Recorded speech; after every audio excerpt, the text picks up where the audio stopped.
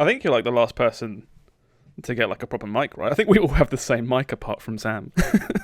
Yeah, I think so. I mean, I loved my old mic that was on my HyperX headphones, but eventually they just I had them for like 2 to 3 years. Eventually, they just broke. Right. I should put up a streamer goal to get Sam one of the little Blue Yeti like dots that Aaron has, the snowball, whatever it's called. It's great. I don't need handhelds. Like, I want you to have a better mic, Sam. All right. I never wanted to be mean to Sam's mic. There was one point I think, like, I'm not sure if your mic broke, but you were like, "Oh yeah, got a new mic," and I was like, "Oh, you sound like a little bit worse." So you need to get you like a proper Blue Yeti mic so you can sound sick and crisp. I don't want like a standing mic though. My one just like they're really good. Yeah. But yeah, so this has been recording now for like a couple of minutes. So sup everybody. Oh, just throw that in you should have just never said you were recording, and then we wouldn't have to worry about it at all. Fine. Yeah. Oh, you got to have at least some point where everyone clicks on. Otherwise, it gets like 45 minutes in, and you're like, "Are we going to start?" Yeah. So this is basically episode 0, if you want to call it that. I guess it's like. Yeah, it's something we talked about wanting to do for a while. So I guess this is. We played so much Hunt together, and we have like so much fun. And I always feel like a lot of the time we get some like really good discussions going. Yeah, and they're always like cut short by someone getting shot. That's it. I was talking about it with Sam yesterday, and I was editing some videos, and I was like, we have so many conversations where it's just about to get interesting, and then one of us gets shot at, and we end up just dropping that completely, and we never go back to it. Whatever we were talking about. You try to find like the really thread, funny. And it's just like, oh, yeah. What were we talking? Yeah. I was mad at something for a second. Where's it gone? The emotion's just not there. My manufactured outrage has just disappeared. Yeah. I suppose like we should go around and do, introductions, right?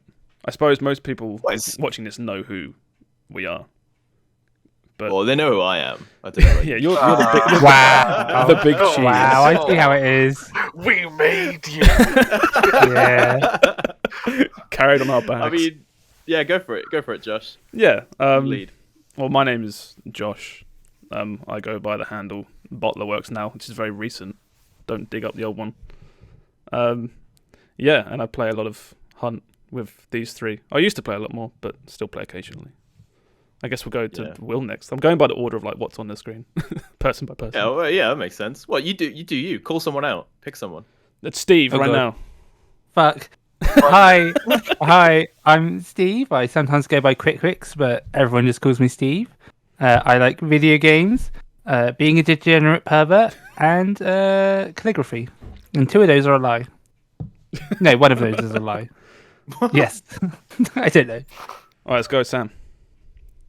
Hi, I'm Sam. I go by Sammeh, but Sam, because internet handles are weird. That's cool. I really like RPGs. And I'm really bad at Hunt. Oh, I keep trying to cut you off. I'm so sorry. That's okay. That's gonna happen a lot. That's gonna happen a lot, especially because we're not like in person. This is just like a Discord thing for now. Mm-hmm. Wait, who are you? Oh, sorry. My name is I'm Will. I go by Olivmeister. I make content for the internet, and I was led to believe this is the place I can come and talk about Outer Wilds for the next 2 hours. If you really want to. Please no. Excellent. So what really made me interested in Outer Wilds? Hang on, let me just turn you down volume. That's fine. You just mute me. You'll be happy for like 2 hours just talking to yourself. But Will, you've been muted for the last 2 hours. Maggie I don't even Simpson care. Pretending to drive the car for the next hour. Right, so I'm going to start this off very simply. Ever since the turn of the new year, basically, what have you been doing? What have you been playing? What have you had fun doing? We'll start with Sam. I was neck deep in Stardew Valley, multiplayer and then single player. And recently I bought a little indie game called Tansman, A Kingdom Rebuilt. I saw that. Yeah, I saw you playing that. That looks like a mobile game. What is it? Yes, it does look like one. It's basically just a little cute indie game city builder, but you play scenarios rather than it being like a sandbox. Wait, what's this called again, very quickly? Townsman, A Kingdom Rebuilt. Townsman, A Kingdom Rebuilt. Okay. Basically, the consensus, you get quests from your people, kind of like almost Tropico-like. But then once you complete the scenario, it ends, and then you go on to a new map, and you kind of have to do it again. It's got a very cool art style. It's got very like board game-esque art style. I couldn't tell you. But yeah, it's just a cute little seat builder. I saw it; it was on sale. I picked it up. I've thoroughly enjoyed it. Yeah. This came out in February of 2019, according to Steam. I bet it's like early access, right? It looks early access as fuck. No, Yeah. it's not. No, it's not. Is it not? It's fully fleshed out. There's no. Yeah. It looks cool. It looks very. It's like a picture book. It looks cool. I like that style. That's what I mean. Yeah, I saw the art style, and I was like, well, this is the kind of art style which either you're like, oh, that's really charming, or you're like, oh, this looks shit. yeah, and there is no in between. To me, it kind of looks like RPG Maker, just slightly. Oh no, I can't stand RPG Maker art style. RPG Maker stuff, I feel like they all look the same. Like every single one of them looks exactly the same. It is, yeah. How did you find Stardew Valley? If you don't mind me asking, I've been dying to talk to you about that as well. Okay, so I mean, I've already previously, not fully, like perfectly completed it, but I've done 3 years in Stardew Valley beforehand already. Yeah. But then other friends picked it up, and then we started doing multiplayer. And then I just had the urge to try and be as efficient as possible. In this like casual, comfy game. Yeah, I was like, how much could I push it? Like, how quickly could I make X amount of money, complete X goals? Are you you're speedrunning? You're speedrunning Stardew? Stardew Valley has an esport, you know that, right? Speedrunning. Yeah, there was a Twitch rival. Because you have a limited amount of time each day, I'm trying to like really wring out as much activity in each day as possible. Be as efficient as possible. Yeah. My farm is called Efficient Farm. Is it a fishing farm? No, that's the one thing I'm lacking on, actually. But yeah, I'm going through it. I'm playing through it. I think I'm in like summer, so I've finished one month.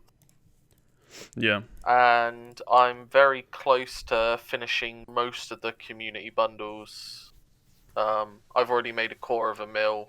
I'm glad you're having fun, but this sounds like the wrong way intended to like play the game. It's like, I'm making money. But again, it's because I have already completed Stardew. I took it slow then.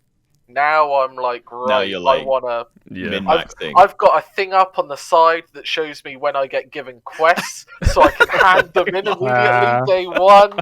Like, you should stream some of this to Discord. I would love to watch you min-max Stardew. But then it's like, we'll go and play the multiplayer one, and then that's when we go back to being casual about it, right? Yeah. Because there's 5 of us, even if you are being casual, 5 people doing what one person's supposed to be doing, you're just naturally... You can like split your money and stuff as well, can't you? Like you'll have a collective money pool. Yeah. I think so now, yeah. That's the thing with Stardew Valley is I love the game to bits, but it was every single time it was like, well, they're going to have a new update soon, so I'll wait to play it till they've done a new update. But now I think is a good time to play because where they're doing Haunted Chocolatier, so much stuff. You know, they're pretty much done with it. This is the closest it's been to being finished. I'm pretty sure they haven't said it's finished. I don't think. But it's like... If they're making a new game, you know, they're pretty much finished. I've already had 2 or 3 events, and then they're like, this wasn't here the last time I played. What's going on here? It's such a good game. That was a game I had on Switch, and I played through it like an absolute ton of it when it came out, and then it came out on PC. Everyone started playing it, and I was like, nah. I'd done it already, but I am tempted to go back and check it out. I own it on Switch and PC. I love it to bits. It was a lockdown game for Laura and I. Oh, yeah. It was just like back when time didn't basically exist for like Yeah. like 2 months. It was like wake up in the morning, we'd played Stardew for like 10 hours, and then just like go to bed, wake up. It was like time just vanished. We did that in Terraria. Yeah. Because we finished, I think, Stardew, and we were like, now what? I don't know, let's do it again in like say, a different game. When I visited my parents just before Christmas, I was on the train, and there was a couple behind me and Aaron who were the guy was like very excitedly explaining his new cryptocurrency scheme, and he was telling her about how he's got. But I just wanted to say, Sam explaining his min-max Stardew Valley. It's just this, like, exactly the same energy. It's great. Man, I can tell you my biggest roadblock in Stardew Valley at the moment, right? What's that? So I've Having to rushed sleep. the mines, right? Sam is the roadblock. His body is weak. Yes, the flesh is willing, but the mind is weak. No, I've hit summer and utterly fucking crushed it. Planted like 200 blueberry plants, but because I didn't have sprinklers in time, and blueberry plants, you plant them, they take long to grow, but once they're fully grown, they like regrow very quickly. Yeah. So it's like a long-term investment rather than a one and done kind of deal. Yeah. I can't plant sprinklers to auto-water my plants because I bought too many at the start of the month. Oh, and there's nowhere to put them. But I've rushed sprinklers as fast as I can. It's like a fucking StarCraft build. Weird, I'm in this weird like field order timing where I'm like, well, when I hit full, I rush sprinkler. I'm sorted. I've like, yeah. Oh. The old 6 blueberry. The 6 blueberry. So I'm sat here watering 200 blueberries every bloody morning. Oh my God. Sat there with like 50 sprinklers in my chest, just like, oh, you just wait. It was. I remember when Laura and I played together. It was almost like we'd work on like an actual farm. We'd wake up in the game, and I'd be like, "Oh, it's your turn to do the watering. I'm gonna go do something else." So I did it. I'd just be like, "I don't want to do it." I'd be like, I did it yesterday. It's only fair. You got to do it today. You know how this works. Oh, good stuff. Anything else you've been checking out, or are those the main ones? Project Zomboid popped up. Oh yeah, everyone could chime in on that because everyone was playing that, weren't they? I will be playing Project Zomboid tomorrow with my work crew. Ooh. Which will be the first video game I've played with friends from work. Despite how much over the past year we've been like, oh yeah, we'll sit down and play some games. Yeah. Never happened. I had this image in my head of just like Project Zomboid has gone so mainstream. Your work crew is like, it's like a middle-aged woman that's never played a game before, but she wants to play. I bought Barrow Trauma as well, which is I don't know if I want to call it popular, but it's Barrow Trauma. It's like the submarine thing. Yeah, that's another work game which I will be playing with them eventually. Yeah, and it was like my usual friend group was like, let's play Barrow Trauma, and I was like, I can't because I've said that I'll play with work friends, and I said I've never played before, so I don't want to cane like 30 hours of it, and I'm being like, oh well, I'm kind of bored of that game. Yeah. So that's cool. But yeah. No, yeah. We've been playing the shit out of Zomboid though. Yeah, you had like a multiplayer server and that was great. Yeah. I find that game is the surviving part, the beginning part is super great right now, and then as soon as you get to the like thriving part, the game kind of loses me because there's a lot of you can set like long-term goals, but it doesn't feel like there's a lot other than just like surviving. That's. I think I've said before, but it's like the simple fact that there's no carrot dangled. It's just like I'm not bothered. It's just like I need to be told to do something, and that's so bad. Yeah. Going quickly back to that Townsman game, that's why I'm enjoying that, because it gives you constant quests. Yeah. It's like, go do this, hand me this, Yeah. farm this, and like Zomboid is playing it single player. I just can't do it. I cannot do it. Playing it multiplayer, fantastic, because we're all just there, just bumbling about. Someone dies, and you're like, no. I understand like the open-endedness of it, but I feel like if it's that open-ended and you make your own story, it's like, that's fine. But if it just like gave pop-ups with like recommendations like all the time, where it's like, oh, maybe go do this, maybe try that. I think it starts with that. Like it's really something early on. like right? Yeah. Yeah, it's still early access. Yeah, it's been early access for like a 9 decade years or something. Yeah. It's something that a lot of games like that struggle with, though. Like Minecraft, for the longest time, had that problem. They added so many like tutorials and achievements to try and guide you to do stuff. Credits to Minecraft, and my mind was just blown. And I was like, "You can finish Minecraft?" Oh yeah, they added like a final boss, didn't they? Yeah. I don't really know how to do that. I think I've played Minecraft so much, but I've never actually finished it. No, I don't think I have either. I don't think I've ever actually hit credits. Yeah. Yeah, same. I just get distracted and make a little wood house. Yeah. Maybe we should do that. Maybe we should. This is the year of us becoming Minecraft Let's Players. We'll become Minecraft content creators. So you've refunded Project Zomboid, haven't you, Josh? I have, yeah. So I feel like, because if you still had it, I feel like we could ring you in and bring you around. Oh, it's like I got it on sale for £7, and now it's a tenner. It's not the biggest loss if I have to buy it again. Yeah. Because we played the other day, and I'm trying to get Alex into it, but he had a bit of a rough time. Sometimes you just start in that game and you just die. Yeah. And if it happens twice, you're just there like, well, what's the point?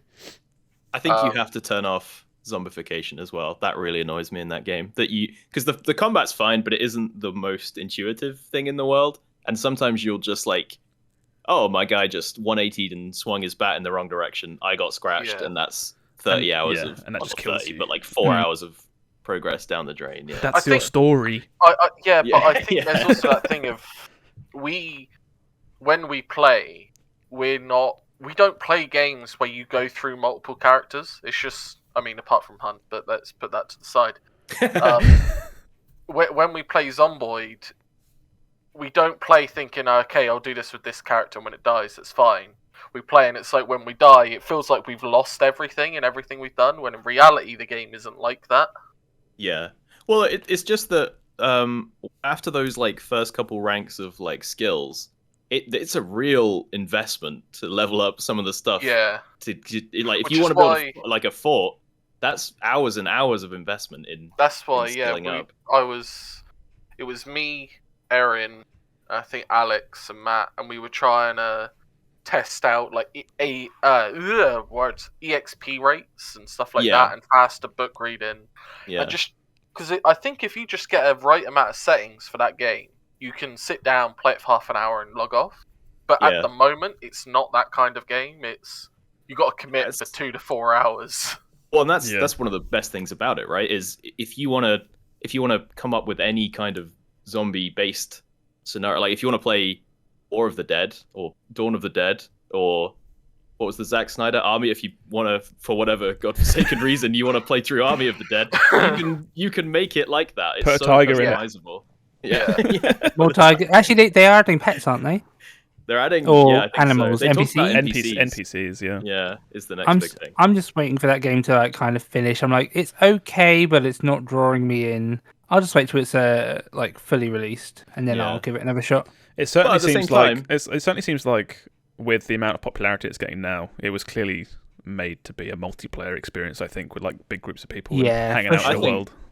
I think those guys must be kicking themselves that they didn't do a polished multiplayer build sooner. It's like that's all it needed. It's become one of the most popular zombie games, like basically overnight because of it. I think it's still in like Steam top 10 and stuff like that. It's just it's become the new it's absurd. It's absurd how much it's blown up. It's the new Valheim. It's the new indie darling. Yeah, and it's like £6. It's like it's hard to argue, even if you got it and hated it. That was what got me. It's like a meal deal. It's everything is compared to like Boots. That's how I measure value in games. Yeah, it's like how many Tesco ham and cheese sandwiches this buy me. Although I will say the tutorial in it is like not very deep at all. I feel like you need someone to kind of teach you how to play Zomboid at this point. Yeah, 100%. You need It's to not play like a with a game- person to walk you through who's it. Yeah, who's played before. yeah. It like a still daisy feels like chain a lot game. of it you kind of point to, and you're like, why is that like that, or why is that missing? And it's just the answer is just, oh, it's early access. So, Maybe yeah, someday. Yeah. Every game is early access these days. What annoys me about early access games, you play them and you're like, man, I love this game, and then it just grinds to a halt because it's early access. And there's That's the nothing more. worst kind of early access. At least in early access, it's got like a finished gameplay loop. It's like, oh, that's fine, I guess. You know, it's not all finished, but at least you can keep playing it. Whereas, like, you play certain games, like I haven't been playing it recently, but a while back I finished everything of Rogue Legacy 2. Oh yeah. And that game has every update, I think, except for the final one. So it's like that game literally, you get all the way through, do a shit ton of bosses, and then it just goes like, oops, sorry, the final boss is just not here yet. So it's like, oh, I guess I'll just stop then. I remember putting like 50 hours into Rogue Legacy 1. That game's great. You should play the Solid second one. Despite what I just said. Yeah. Play the second one for like 10 hours and then stop before you get Well, that's cool. Should we move on to Steve? Steve. Yeah, I Quikwix. can talk about what games I've been playing. What have you been playing? Well, I'll start from like the least played to the most played. Yeah. I have played some Siege this week. I played with Craggle. How and is Siege? How is it doing? this was a really fun session. Yeah. There was 5 of us, so it was a full team. There were no window peekers. It was just we won most of our matches. There were a couple losses, but they weren't too bad. It was just really fun and chill. Like it's with Siege, the big problem is other players like kind of like It's a problem you with know. most other player people. games, right? Yeah. The other people, yeah. They ruin it. Yeah, but so I played that for a bit. I also have played some Tabletop Simulator in the evenings. Oh, That has been quite yeah. chill. Been playing Carcassonne. I think that's how you pronounce it. But yeah, I've never Carcassonne. played that before. So we learnt that, and that was very easy, extremely easy, chill game. I've won a couple of them. I think we've got Roots to play at some point. Alexa, off. Alexa, not now. Shut up. Yeah. I don't know how she turned herself on. Does she want in? What's on the Alexa podcast? playing? Yeah. Yeah, what's Alexa been up to? But yeah, I'm sorry, I can't find that right now. it's all good. But We're gonna yeah, end so this and you'll figure out you've ordered like 4 copies of Carcassonne. but yeah, we've been playing with a couple of the expansions. I can't remember the names of them, but it's like adding mayors and big followers and rivers and stuff. So that was fun. I've also been playing a little bit of Phasmo in the evening with some Americans. How do you feel about Phasmo, Steve, as a game? The first night we had no idea what we were doing. We never successfully What's the full name of that banished game? or Sorry? solved I typed Phasmophobia. I typed in Phantasmagoria, and that's clearly not what this is. But yeah, we struggled. We didn't know what we were doing. And then last night we were playing, and it was much better because we actually knew what to look out for. Although still not, it still doesn't explain everything. None of us did the tutorials. Oh no, we did. We did, but it's just not very clear on like the signs. It's another game where I feel like you need someone to kind of like carry you through some of the easier ones. Phasmo is a weird game for me because I see patch notes and big updates and things posted on like Reddit or wherever. People will be like, "Oh, this is going to completely change the game. A ghost that's invisible or whatever's going on," and they'll be like, "This is going to change the game." And then I go in and we're once again walking around an empty house, going, "Stephen Johnston? Is Stephen Johnston? Is the Stephen?" Yeah. And it feels like I paid £7 to get drunk and hang out with my friends, which I could have done anyway, but I don't understand the loop of that game, I guess. I feel like I'm the last person in our group to like actually play that game, and everyone always has nothing but high praise for it. But then whenever screenshots are posted, it's like default Unity model T-posing bending backwards, and I'm like, what is going on? Playing with people who are playing it in VR enhances it so much because now their body is like rigged to them, and they can do the weirdest shit. Yeah, But it's definitely the people you play with, for sure. The issue is the gameplay loop. Yeah, once you know Phasmophobia, and again, like I try to like speedrun it and be efficient in it, and it doesn't work in that game because you just finish it so quickly. Yeah. Like we've had times we'll walk in and then we're out and done within 2 minutes. Yeah. And I'm finding it's that a weird loop. Yeah, and I'm finding that it's fun, but there's an issue at the moment. Well, I say an issue at the moment. I checked on Reddit, and apparently it's been an issue for a few months where halfway through a mission, the voice quality for the other team members for me starts to degrade, and then it eventually devolves into I cannot hear them at all. And then as soon as we leave that mission, it's perfect quality again. But you kind of need that in-game voice. Yeah. But I'm not sure if it's something I can fix or whatnot, but it's only me. Even if I'm hosting, even if I'm not, because if not, I'd probably stream it. But that audio issue is like kind of killing it for me, and I'm hoping there's some fix, but I don't know. Is that a ghost? Is that a type of ghost? It's the audio ghost. Yeah, it's probably a ghost. Audio goblin. Yeah, I've dealt with him before. Yeah, I've heard about that bug. It's a ghost. And then I think for the next game that I've been playing is in the morning. I've actually been playing normal League of Legends. Oof. You go back to Yeah. Well, actually, one of the things we didn't bring up is we've been playing a fair amount of ARAM recently. Yeah. Even I'm We'll playing get to ARAM. Yeah, I'm not playing ARAM. I'm playing normal League. So you know. Oh, you must hate brave. yourself. I'm playing with people. All these games I play with people. It's people. I'm mostly playing to play with other people. But there's been some bad games. But there's been some like it's fun chill games. Like we don't get too stressed about it. It's just if we have a bad game, it's like okay, and if we have a good game, it's like oh yeah. Like this morning I played Malzahar and did really well, so I was quite happy with that. I had a lot of fun playing ARAM last night. Actually, I was playing with some people in the Discord. Oh, we and got him. It's like it's one of those things. Where it's like it's ARAM. Like, I know it's fun. It's just a filler to play with 4 other friends. Yeah. Yeah. And it's a very easy filler. It's junk food. It feels like always one of those games where it's like there's so many interesting things to play. And it's just like, I'm just playing ARAM again. That's been my problem recently. Is I haven't been playing anything new, with a couple of exceptions. I've just been going back to like comfort food. I've been playing like Hun. I've been playing ARAM. That's it. It feels bad. I feel like I should be playing stuff. Specifically when we said talk about stuff on the podcast, I feel like I should be branching out more now. But... I spoke to one of my work colleagues because he's been off for Christmas. So he's been back yesterday. And he was like, oh, so what games have you been playing? And I'm like, I've just played multiplayer games. Yeah. Obviously, I had that little stint with Stardew, but again, I was playing multiplayer Stardew Valley.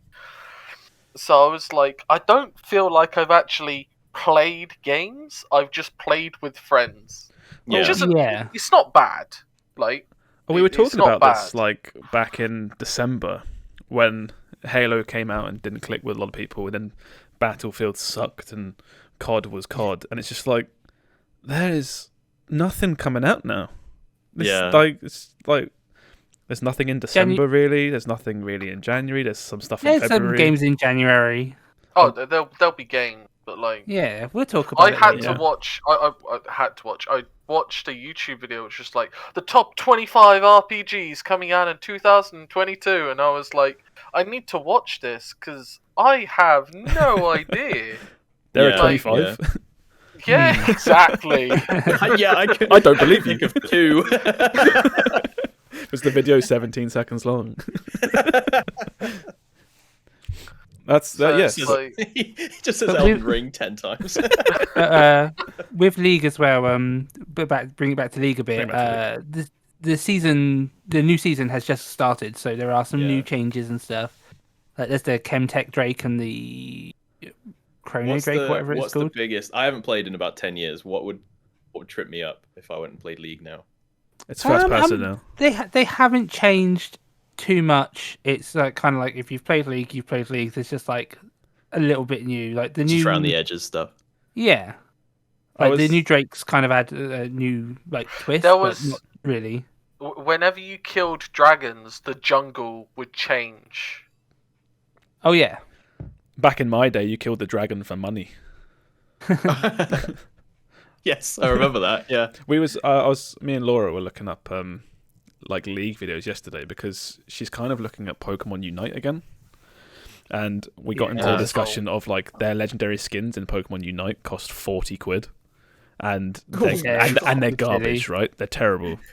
They're not terrible, but like comparatively. So I was like, okay.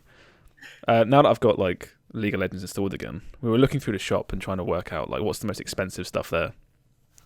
And we came across the legendary skins in that. We started looking up some YouTube videos of like, what those skins look like. And we found the DJ Sona skin where it does all the like unique visuals and stuff. And I was like, sounds. Yeah. And I was like, that's really cool. I can't remember what she actually looked like before though. And we looked up a video of like when she first came out. And it was like, classic League of Legends where it looked like garbage. Yeah. And like, as soon as I saw like that footage, I was just like, oh, like it like hit me in a weird way. Looking at classic League versus today's League is like, if you've ever like lost or gained weight or whatever, and you never notice it until you look at a photo from you like 4 years ago, and you're like, oh, I used to be so much fitter, so much fatter, whichever one it is. That's League. And it's like so many little changes once. You don't notice it. That game looks great now, I think, for a MOBA. I think League looks really nice. I think League's it's not the most like, I don't know what do you call it? Intense, PC intense game, but it's got a really strong style that it's just stuck to. It's also everywhere. Like you can't escape League. Riot is the new Blizzard. They're just for sure everywhere now. Yeah. Oh, we told you Riot are as a company just as bad as Blizzard, but they haven't messed up yet. So yeah, they've had a couple little ones, but they kind of got away. Yeah. That's cool though. But Riot makes good games, so. Don't be mad until I get my fighting game. Then you can do what you want. We can cancel Riot. Yeah, as soon as Project A or they're holding my favorite genre like hostage. Yeah,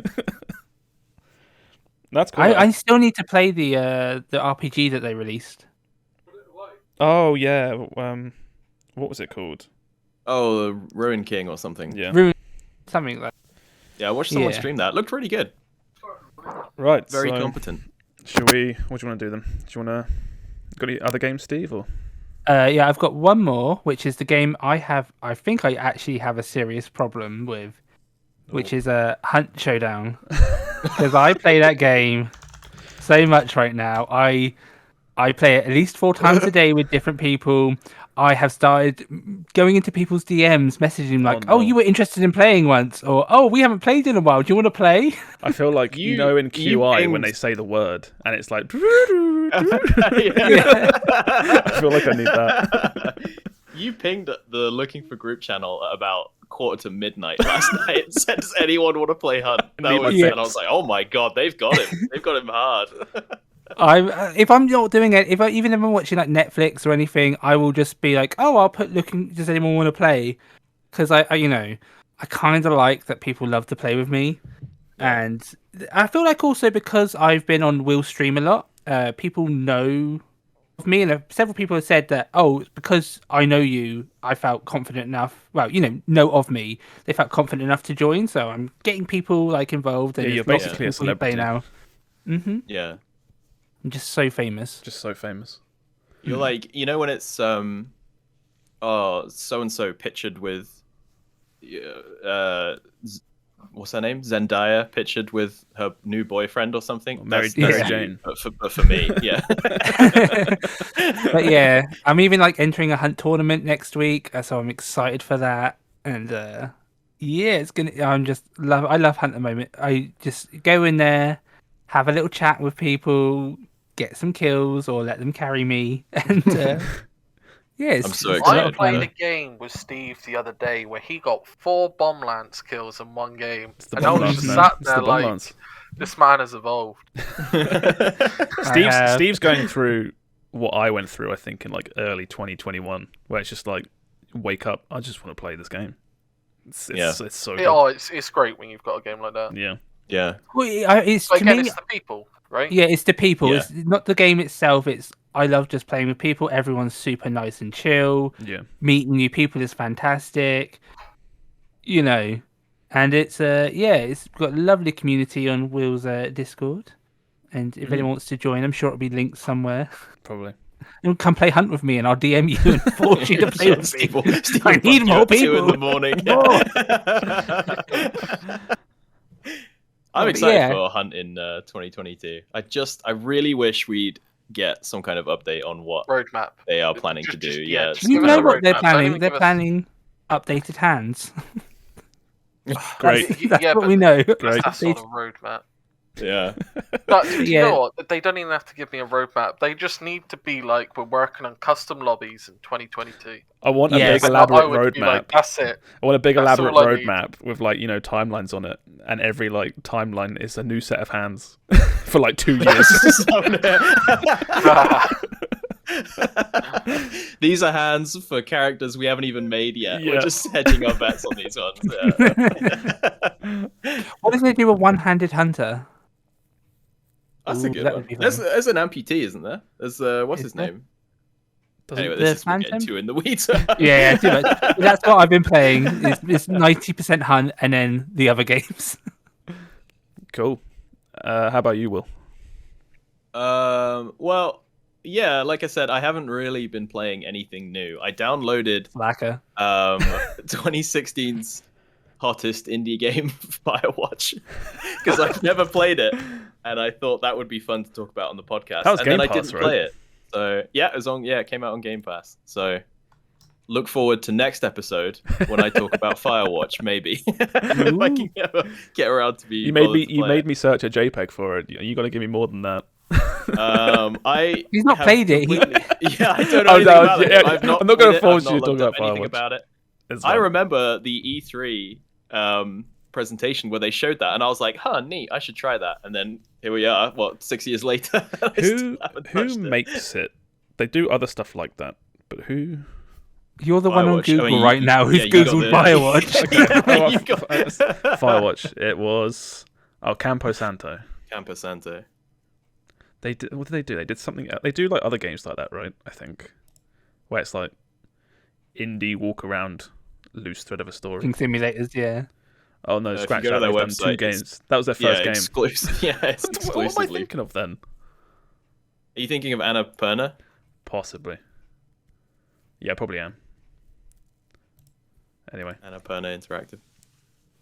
But yeah, so look forward to that. Not played that. But yeah, I've just been going back to like comfort food stuff, like ARAM in League or Hunt, or I have played. I guess we'll talk about it when we say our like Game of the Year picks, because I've been playing Outer Worlds DLC.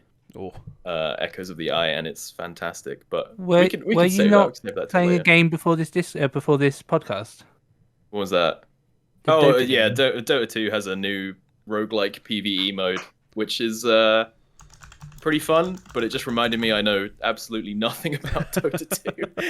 You also, I don't know if you were playing this. Agonim's you're playing Pathfinder, right? Oh yes, I've been.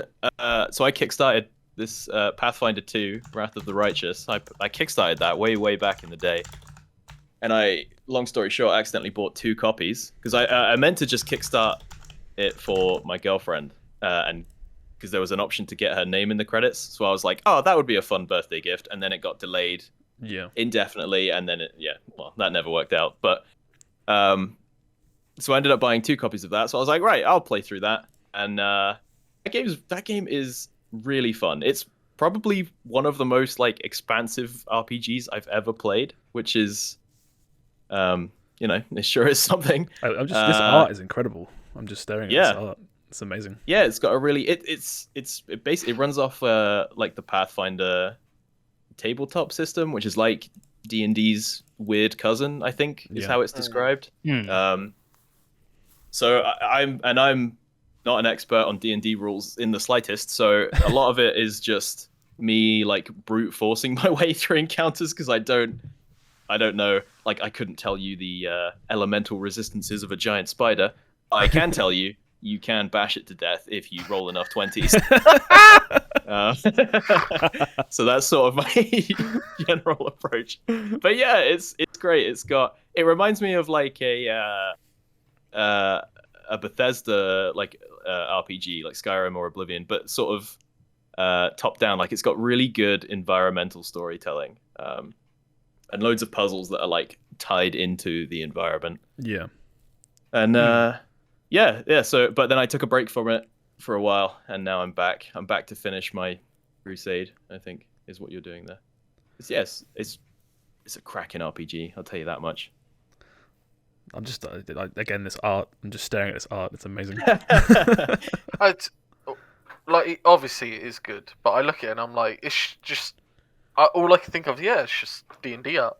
Yeah. Because so much D&D art is this quality, right?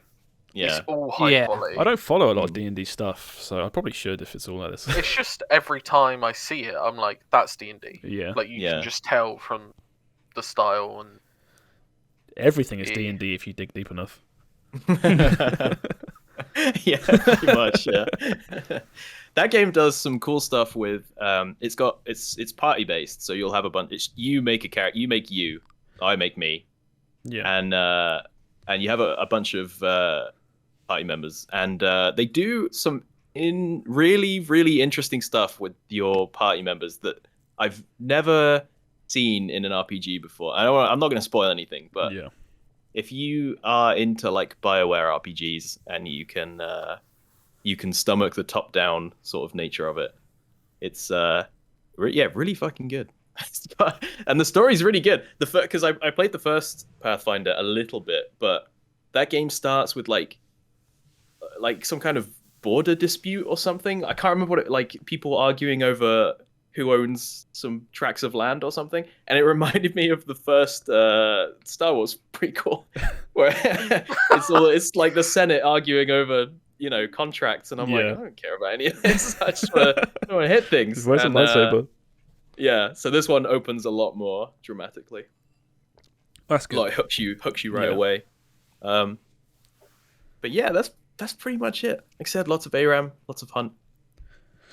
Nice.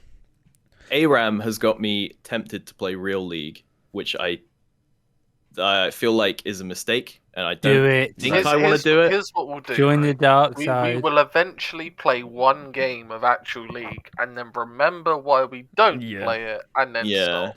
No. You'll play. You'll get one win, and then you'll be like, "Oh, I'm back in." Again. Thing is, I don't. Don't do it. I remember the good times with League as well as the. I'm telling you as a friend to not join me. But what if I just did a little bit of practice? Steve's like the dealer.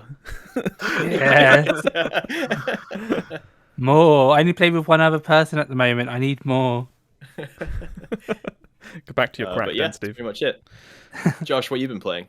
My list of stuff is going to be really short and quick, because since like the year started, I haven't had a whole lot of time to play to like really get into some stuff, and because of that, I feel like I've bounced off a lot of stuff as well. Like some cool thing will come out on Game Pass, and I'll be like, oh, that's really cool, I'll check that out, and I'll download it, and I'll either play it for like half an hour, or I just won't play it, and then I'll uninstall it. I did that with like Halo Infinite. I was intending to play that, but I didn't get around to it. But I was so ready for Halo to be my new go-to multiplayer, and it just hasn't grabbed me. So what I've been playing instead is actually more like portable stuff at the minute, because I'm commuting to work a lot, so I'm like, what can I play like on my phone or on my Switch? So the one game that I've been playing a lot of recently, which is like I downloaded it on a whim, like this looks cool, I'll give it a try, and I remember seeing a trailer, is Rocket League Side Swipers, I think it's called. Oh god. Rocket League. Hold on, I'm gonna go download that right now. It's really good. Rocket League Side Swipe is the full name. It's basically it's free to play. Just it's fine. Mm-hmm. And if you ever played Rocket League, which is typically 3v3, this is primarily 2v2. You can do 1v1, but I think the meta is like, the hardcore mode is like 2v2. Yeah. And it's just Rocket League, but 2D. And it sounds like it would be like really simplified, but it's like, it's really fun. And yeah.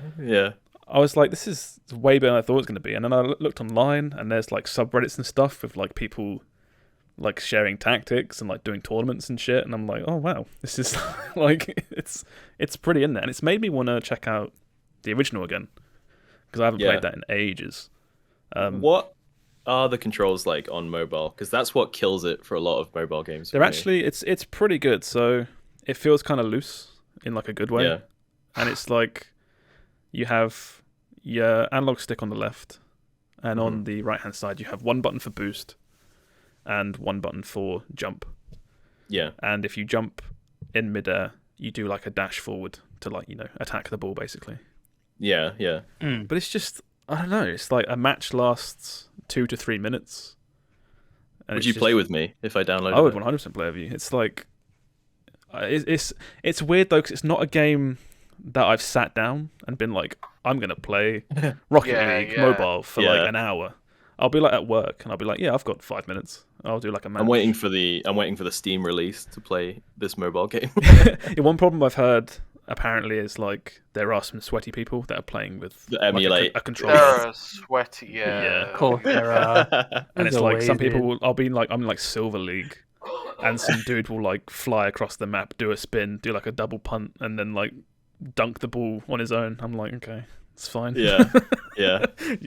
So I don't think the controllers are like bad, but I think obviously you do have a bit of an advantage. But it's really fun. It's been very like surprising how good it is. Yeah. So I've been playing a bit of that at work. I've also been playing the Pokemon Diamond remake on Switch. Yes. I wouldn't get excited. I don't have a lot of good things to say. As I said, I'm a big Pokemon nerd, and I'm only halfway through it. I keep getting distracted by Hunt, so. But we're gonna start some fight. This is the first. I want to start some get fights. it because Piplup is one of my favorite starters. Yeah. Sorry, Diamond who? and Pearl was my favorite, one of my favorite generation. Mm-hmm. But Agreed. I don't know. I just don't.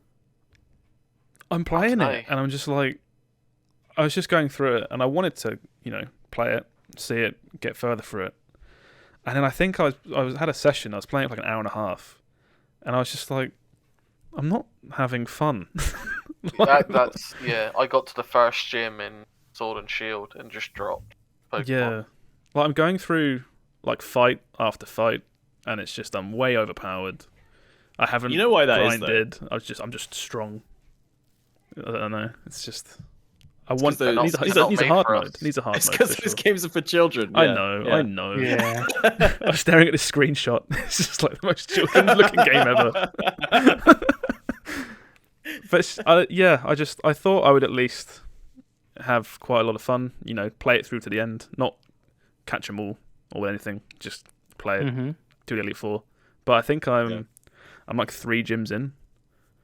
And the last time I played was when I stopped at the point where I was just like, this isn't fun. This is kind of boring. So I think it's not for you anymore. That's no, fine. I finished Sword and Shield though. Like I thought that was okay at least. But this one is it's just they remade it, and they were like, oh, we have the Platinum, the enhanced version, but we're not going to add any features from Platinum into this one. We're just going to make it the base Diamond and Pearl versions. And it's like, why? Yeah, people. That's more a problem for like you though. Then like if Platinum stuff was in this game, it would make no difference to how I'm feeling about it right now. Because that's Gen 4. Like these games originally are very divisive. Like people love them or they just don't like this generation. So it was weird when they were like, we're doing remakes and we're basically having this as close as possible to the originals as we can, and it's just like, why, when all your other remakes have like enhanced them a lot. I look back on Diamond and Pearl quite fondly because I think I actually imported them from America. I can't remember why. I imported Diamond. Did it come out earlier there or something? Yeah, it came out earlier in America. Yeah, so yeah, I also imported it because I remember having like a funky box for it. It was like a black box as opposed to like the see-through ones we had. But I don't know. It's just not grabbed me in the slightest. Whereas I thought I would at least see it through. So that's a bit of a shame. Yeah. We played Pokemon Snap again on Switch. That's really fun. We finished it before like Christmas. It came out ages ago now, I think. But it had some DLC drop. That was like free DLC of some new Yeah, just an update. like maps and stuff. So we're like, oh, we'll check that out again. That was pretty fun. It's that game. Also, that's a really fun game, but it also has a few like weird issues where it's like you could have fixed this really easily. Like, why is this like this? It's like with this Snap, you do routes, right? It's like a rail shooter basically. When you really like boil it down, it's a rail shooter. Mm-hmm. And it's like you can do 3 different versions of a route, and then it'll tell you to look for stuff on a route, but not tell you like what version of it's on. So you're like, am I even like looking in the right places? And then it turns out you are, but you're doing the wrong version of the level. It's got weird stuff like that, but it's really fun. Yeah. And we thought like, okay, because we're renting it, because we rent a lot of these games as opposed to buying them. We thought, well, we'll do some of the harder or some of the like legendary Pokemon pictures, and then send it back. Yeah. And we looked up a guide, I think, for just like one. And it was for the next guy who rents it. Oh no, that's cute. I like that. You should like take some nice photos for the next guy to get your copy of Pokemon Snap. No, but Switch doesn't work like that. I was gonna say, what year are you living in? Damn it. Oh, you ruined my... That. Do you know what that reminds me Too wholesome. of? When I remember in like a bargain bin or something as a kid, I got Final Fantasy Tactics Advanced for the GBA. Yeah.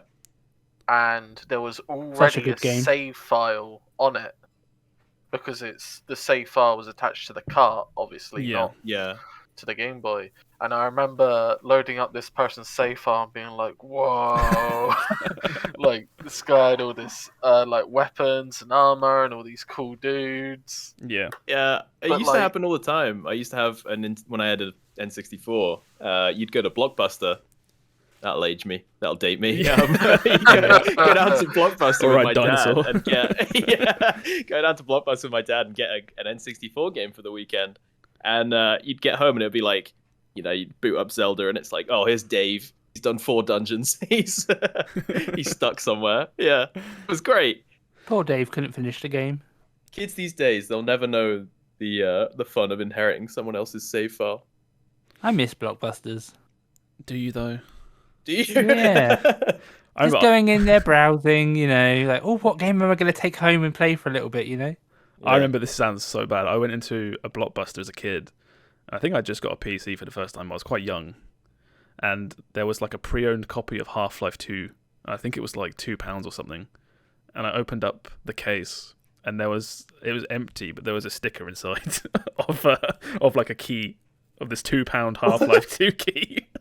And I peeled it off and took it home. I was like, this will never work. And it worked. And I felt so bad. I told my mum. Wow. She was like, have you learnt your lesson? Okay, don't worry about it. Yeah, I have. I got a free copy of Half-Life 2.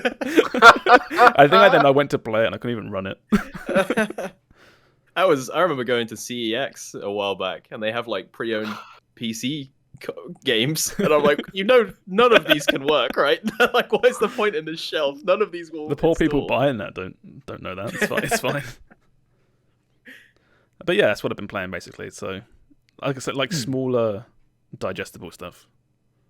I need to get back into Switch gaming. I mean, you hooked me up with your rental thing, so I'm gonna go play a bunch of Switch exclusive games over the next month. That's the thing, though. The Switch is like, when I'm at my PC, it's so hard to me to be like, oh, I'll play on the Switch. Yeah, because my PC is right there.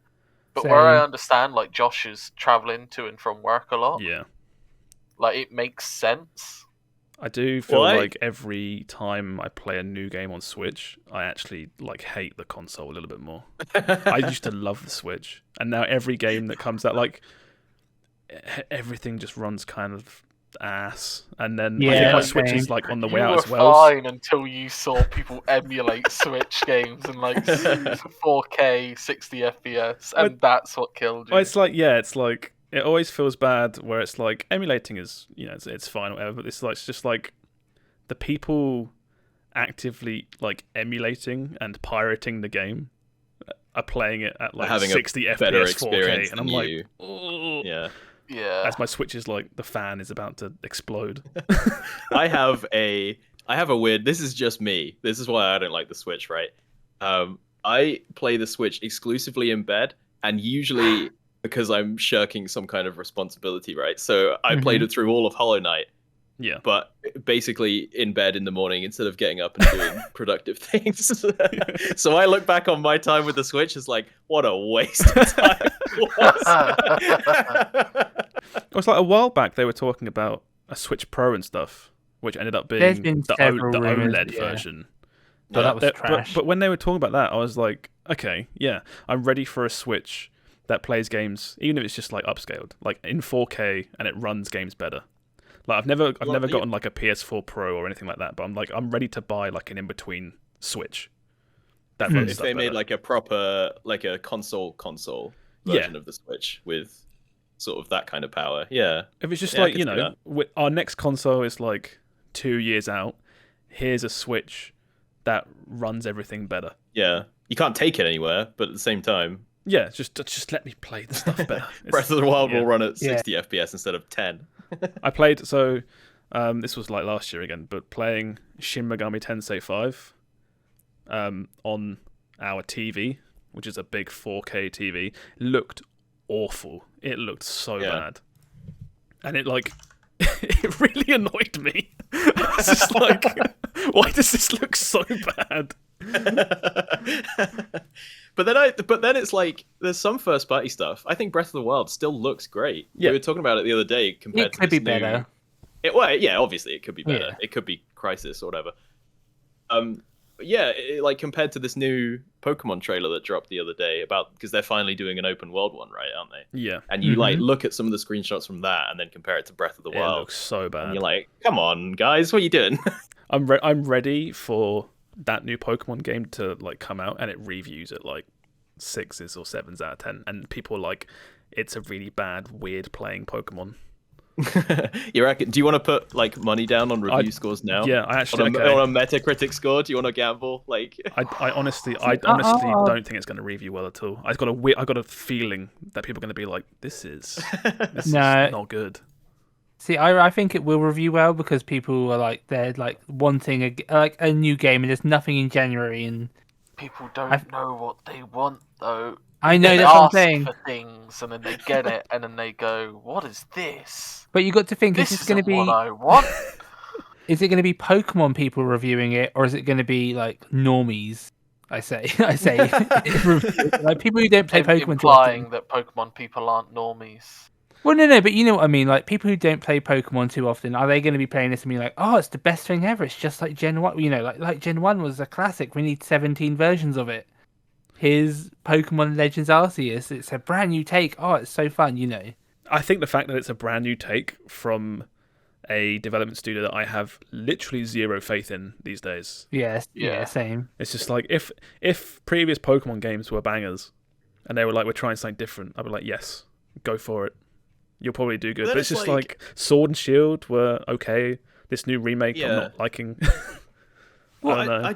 I just genuinely think like those games aren't for you. It's not that they're not making good games. They're just you could argue they're not trying. Which is, I think I'm there with you, but they're just making games for kids.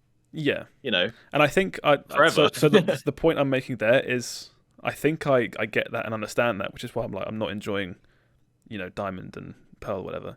But I'm putting money down. Like, take away the Pokemon skin from this Pokemon Arceus game. I don't have faith it'll be a good game.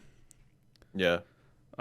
I mean, I'm on the fence. I'm like, I think as they've released more information about it, it looks slightly better than I initially thought. But I'm still like, I don't know. Because the big thing actually with Sword and Shield is the competitive side of it, best it's ever been, fantastic. But then they're releasing 2 video games where we've had Sword and Shield competitive for like years now, and they've released like Diamond and Pearl and this one, and they're like, none of these two are going to be the competitive side. You're still playing on Sword and Shield. Wasn't Gigantamaxing one of the worst things to happen to Pokemon?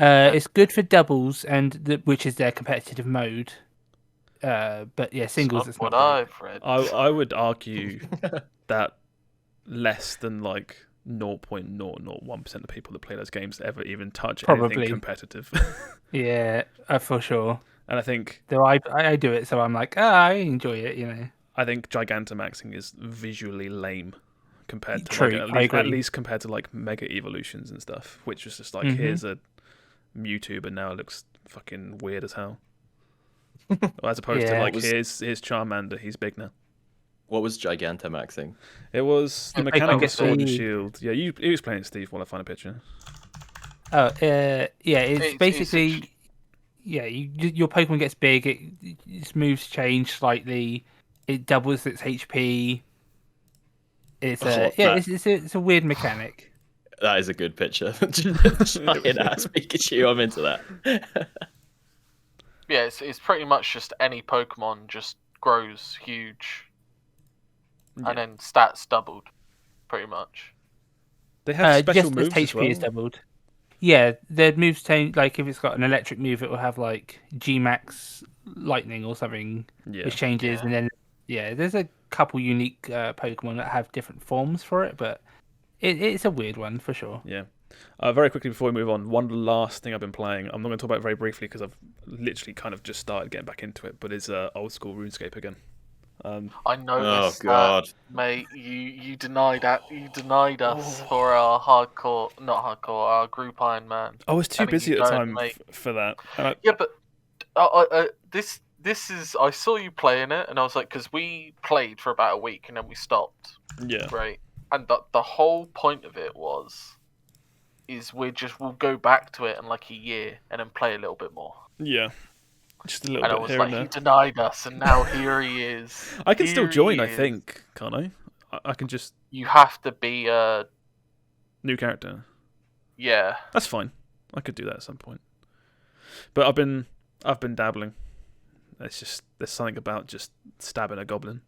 And just it's like the noises, like the sound, and just the way it looks. The start of RuneScape is great. It's when you actually get into the meat and bones of it, where you have to spend 8 hours to level up. Yeah, so they're doing a new league soon, which is just like a spin-off mode for 6 weeks. Yeah. And the key thing about that I'm looking forward to is just 5 times experience rates. Yeah. So, I'll have more to talk about that probably in the future, because I'm just dabbling right now. I thought like I play it on mobile, but the mobile interface is kind of bad. So I'm just I'm playing on PC a little bit, but yeah. So tell how it is. I downloaded it because I was like, it's probably the one thing I could do at work when I have short, brief stints where I could actually look at my phone. And I was just like, it's not worth it. I imagine it's good for AFK stuff. You know, just it's not even great for that, just because it logs you out. Oh right. But yeah, so. Getting back into that a little bit. But, cool. So I guess that's basically what everyone's been doing. Mm-hmm. So, should we get straight into the Game of the Year stuff? Yeah. Do a big-ass discussion about Game of the Year? Know? I know for sure what my one is. But we can try Yeah. Sorry, right, so I need to ask some questions. Yes. Like, are we going off based off what was nominated? Or are we just going to be like... this is your game of the year. Your game of the year? I have games that I like, and when I saw, we watched the presentation, I was like, out of all of these, it's Inscription, like hands down. Yeah. But like when I think about it, I don't know. I don't really know what came out. Yeah. Well, but if the only one you can think of that stuck with you it's is because Inscription was recent. It was one of them ones again. It's like when someone showed me Loop Hero, I was like, "Oh my god, Loop Hero! That game was amazing." It's been so long. I think the best thing that I always do for Game of the Year is just like, it's almost as if like gun to your head, Game of the Year. It's like, what's the first thing that comes to your mind? Because that's probably what stuck with you the most. It's always the recent ones. Yeah. Like, I get what, yeah, but this isn't a problem unique to like, Propulon, Yeah. my enemy. this isn't a problem unique to us. It's a thing that happens all across. Like, early year games always get snubbed, don't they, for game of the year? But yeah. that's their fault. I don't know. It's not. That's not on us. Also, I really dislike giving like sequels and like game franchises. I don't know what it is, but like Resident Evil Village, I'll be like, there's so many Resident Evil games. Stop. The Tales of series, Monster Hunter Rise, stuff like that. I'm like, there's I think it's just like, as long as the game's good, I'm fine with it. I think the industry certainly is more sequel heavy these days than not. There's a period of I can't remember when it was exactly, but it was. I've just looked up a game list. I've now got my game of the year. He was just playing for time. there was a period in time when I think it was EA. They had like so many sequels, and they were like, "Fuck this, we're gonna pump a bunch of money into original stuff," and it was like Dead Space, Mirror's Edge. I was gonna say, what a golden age of games. A whole bunch of stuff like all came out that was like here's new stuff, and you don't get that anymore. Well, you do, but you have to go indie. Yeah, but I want big or AAA Sony stuff, or first party Sony. Oh my god! Everyone snubbed Days Gone, so I'm not happy with that. Do we want like a Days Gone news of the week portion where Josh can explain what's been happening? The current update is that he's angry as fuck again. Between every one of us has to play Days Gone. It's not even expensive anymore. Not me. I made Swagger buy it. When it's free on Epic Games Store, I'll play it maybe. If it's free, That's they literally give it to me. That's the type of game one day where it'll pop up as the free game. Yeah. It's like here it is, and It's that'll be like 40 quid on Steam. So it's been on sale for like 20, less than that. I'll put it on my wish list. There you go. So that's good. Yeah. Is Days Gone your game of the year? Closer. No, it's just my game of the decade. No, so who wants to start with what they think is their favorite? Since I've just gone and seen mine after scrolling through a list of games, Valheim. Can you send me the list? Ooh. No, this is just Google just telling me games that came out in 2021. And the second I saw Valheim, I knew it was Valheim. Valheim's a good one. I played a little bit of Valheim not too long ago. It was fantastic. Again, it's another early access open world survival game, but it had a gameplay loop, it had progression, it felt like it even had an end, even though it was early access. Yeah. Although, was it actually released? It was released in early access. It's got a new update.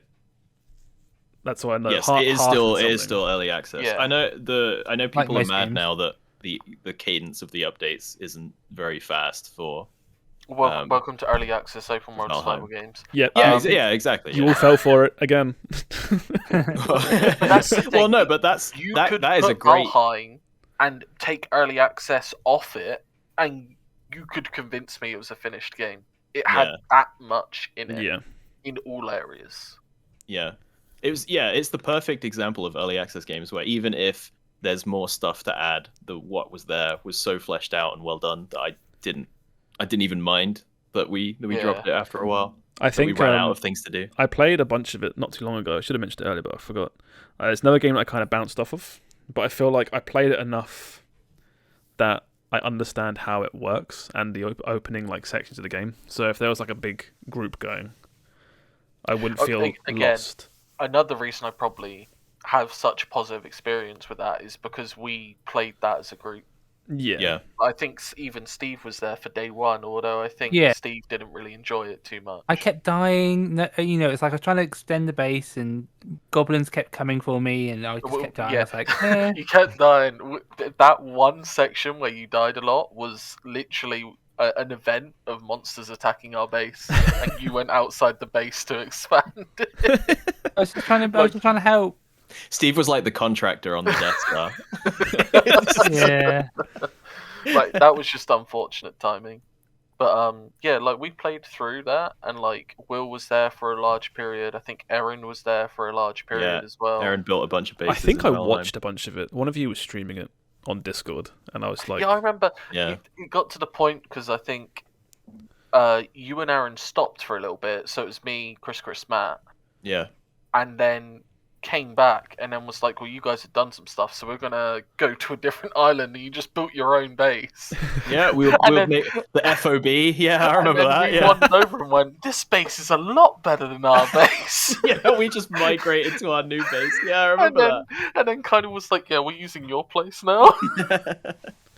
I think I just wasn't ready for that type of game when you were playing it. It was like, do you want to come play? Everyone's playing this open world survival crafting game, and I was like, I can't right now. I don't want to play that right now. I think there's another thing, is your time frame for playing games drastically changes month to month. Yeah. It feels like. Well, it just depends on sort of what's going on. It's like sometimes just... And once you get free time, you're going to want to do it. Yeah. Spend it doing other stuff, not just playing video games. But that's like another great thing about that game being early access, right? Is you get to like double dip, where we played the shit out of it now, and now I can be like, all right, uninstall that, put it out of my head. In 2 years, when they release, exactly, I'm gonna fucking get straight back in there day one. I'll do another session of Valheim. Fuck yeah. Well, that's why everyone does early access, right? It's like every update is a new release, new marketing. Yeah, that's 100% my game of the year. Oh, cool. I think that's a great pick. There was so many cool things in that. Like, one thing that I always hate about a lot of early access survival crafting games is they look like shit. Like, let's be honest. How many like Unity asset flip looking survival crafting games are there? And this one came out, and even though it's like low, it looks like almost like RuneScape, but from third person. PS1 game. It's got that PS1 like sheen to everything. I was gonna say, like, Valheim hits this weird sweet spot where it looks like what your brain thinks PS1 games used to look like. Yeah. They look nothing like they look nothing like this, nowhere near this good. But it's like you look at it, you're like, PS1. Yeah, it's like you take any one thing from that game, like this fucking troll face you've put on the screen, and you're like, oh, he looks dumb, and he kind of animates dumb. But then you'll be stood in like a misty forest morning in that game, and you're like, this game, the sun's rising, you can see like your base in the distance with the chimney going, and you're like, this game's fucking gorgeous. I don't know how they've done this. It's made by... If you look at any one thing, you're like, this game looks ass. But if you look at just the atmosphere in general, you're like, what a game. It's Coffee Stain Studios, right? Same people as Satisfactory. They're making, bangers. I'm pretty sure it might be... Yeah, they didn't make it, they published it. Published Satisfactory, sorry. But it was a independent Swedish company, Irongate AB or something. Yeah. That made it. It hit me recently where it's like I was thinking about Satisfactory, and I was like, it's Coffee Stain. And then I started playing Valheim a little bit, and I was like, Coffee Stain? And then everyone suddenly started talking about Deep Rock Galactic, about how good it was. And I was like, Coffee Stain's logo again. Is that them as well? Oh my god, they're killing it. Yeah, it's just like they don't do a lot, but they seem to have their like hands all over a lot of good stuff. Deep Rock Galactic's my biggest moves. Like gaming miss. Everyone says it's great, and I think I played it. I think I played like a free weekend. I look at it and I'm like, I don't get it. That's the one game I look at and I go, I just don't get it. I played it. I played a trial, and I was like, it seems right. And then just one day I'm gonna get into it. Played it for like half an hour, I think, and I was like, I don't really want to play anymore. One day, does there, like Payday 2? I remember my friend going, Payday 2 is having a free weekend. Come play it with me, and I was like, bank robbing, whatever, looks kind of lame. And then bam, like 4,000 hours I spent in that game. It just disappeared.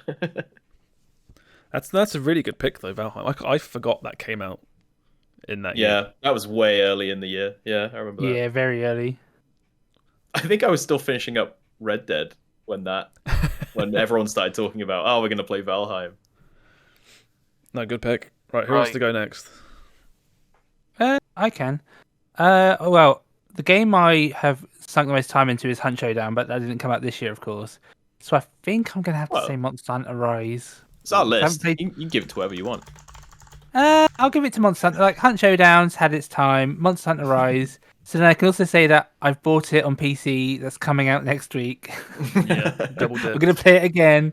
I played with Josh, Sam, and Laura, and we had an amazing time. That was so much fun when we played together. Yeah. Oh, I'm so So excited. I don't get to play with Laura too often, so it was like, oh, I get to play Pokemon Unite and That's her jam. It's just like Monster Hunter anything. Rise with her, and yeah. It's really good. I've already. That's the most hours I pre-ordered put into that this, by the game. way. Into Monster Hunter is Rise. Good, Sam. Good.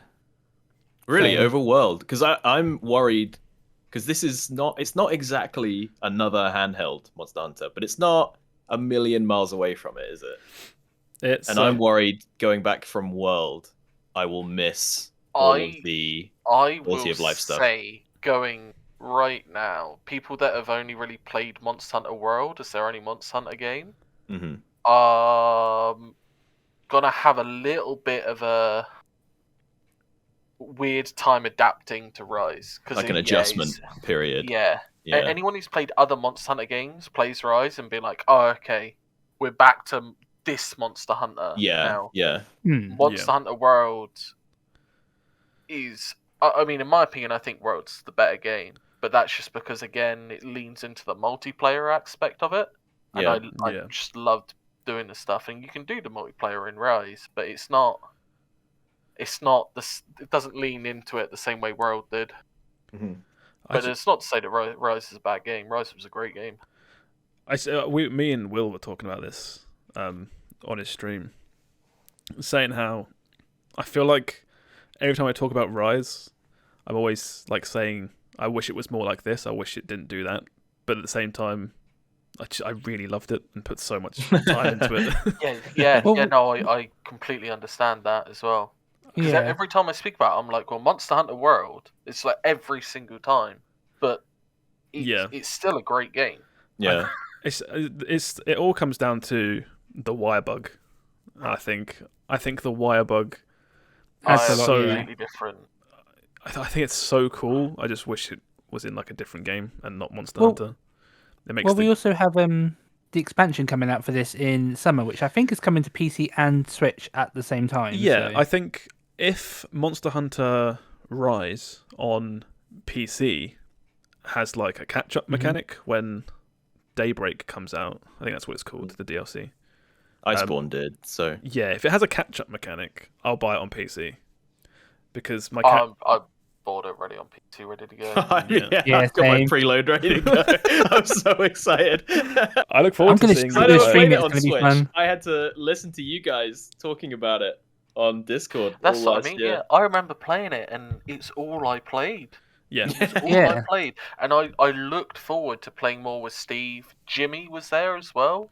Yeah, he was. Yeah. Well, I got into it quite late, I think, because. Yes, I remember Laura was basically boosting. We had the thing that basically Will's just gone through, where I was like, I'm not buying 2 copies. This is stupid. It's like dropping. You were weak though. Or what ended up actually happening was she brought a copy and I rented a copy, and then that's clever. We saved the money there, and then we played a whole bunch together. And then by the time we were kind of done, the rented copy went back.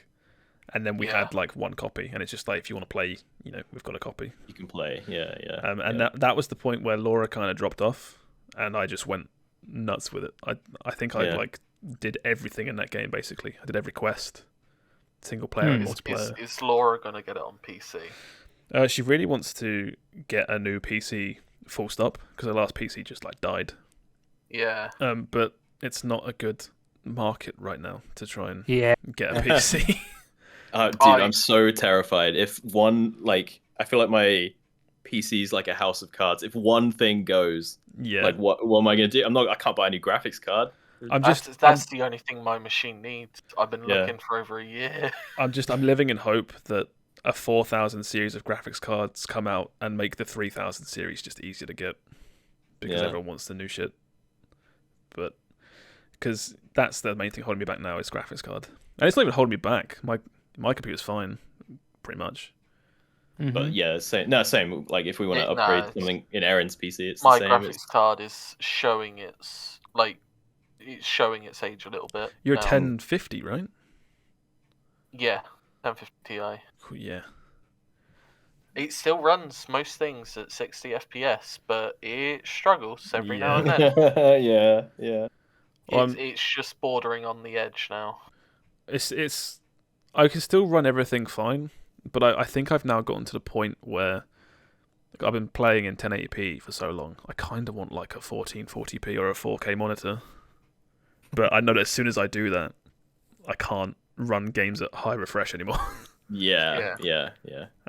And I'll always pick like high refresh over, like resolution. It doesn't feel like we're quite there yet. Is how I feel about like 4K and not you can do it. But it feels like it's not quite. A jump to 4K for a very long time. Yeah. It's anyway. It's the fact. But that, anyway, Monster Hunter Rise. Game of the year. Really good game. Yeah.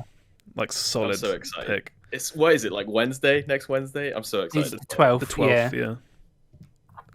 Yeah, I look forward to seeing a lot of you play it because I'll be watching. As long as you're streaming it, I'll be definitely checking it out. I'll do some. Yeah, I'll do some Rise streams. Yeah. I mean, if it's my not thing, on, we'll stream it to Discord. Yeah. I streamed a lot of Rise on Switch to Discord. Should we try and do a podcast Monster Hunter Rise session?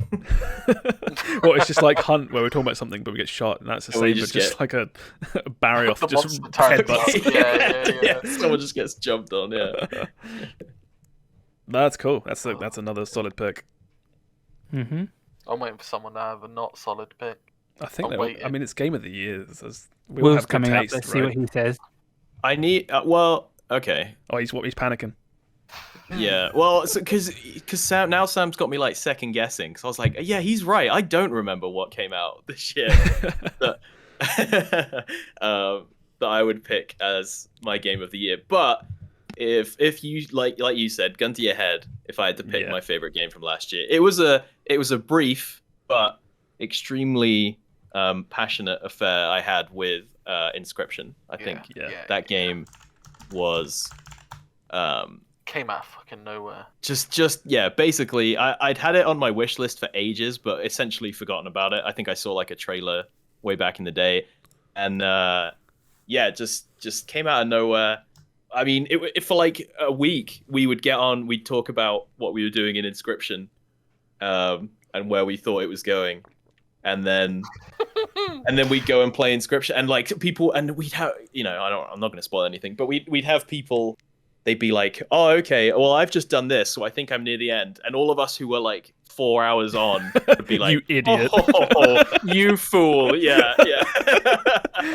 And I just can't, there was no other game this year, or last year, that just made me like excited to talk about it with all of you guys, like Inscription did. I think it's just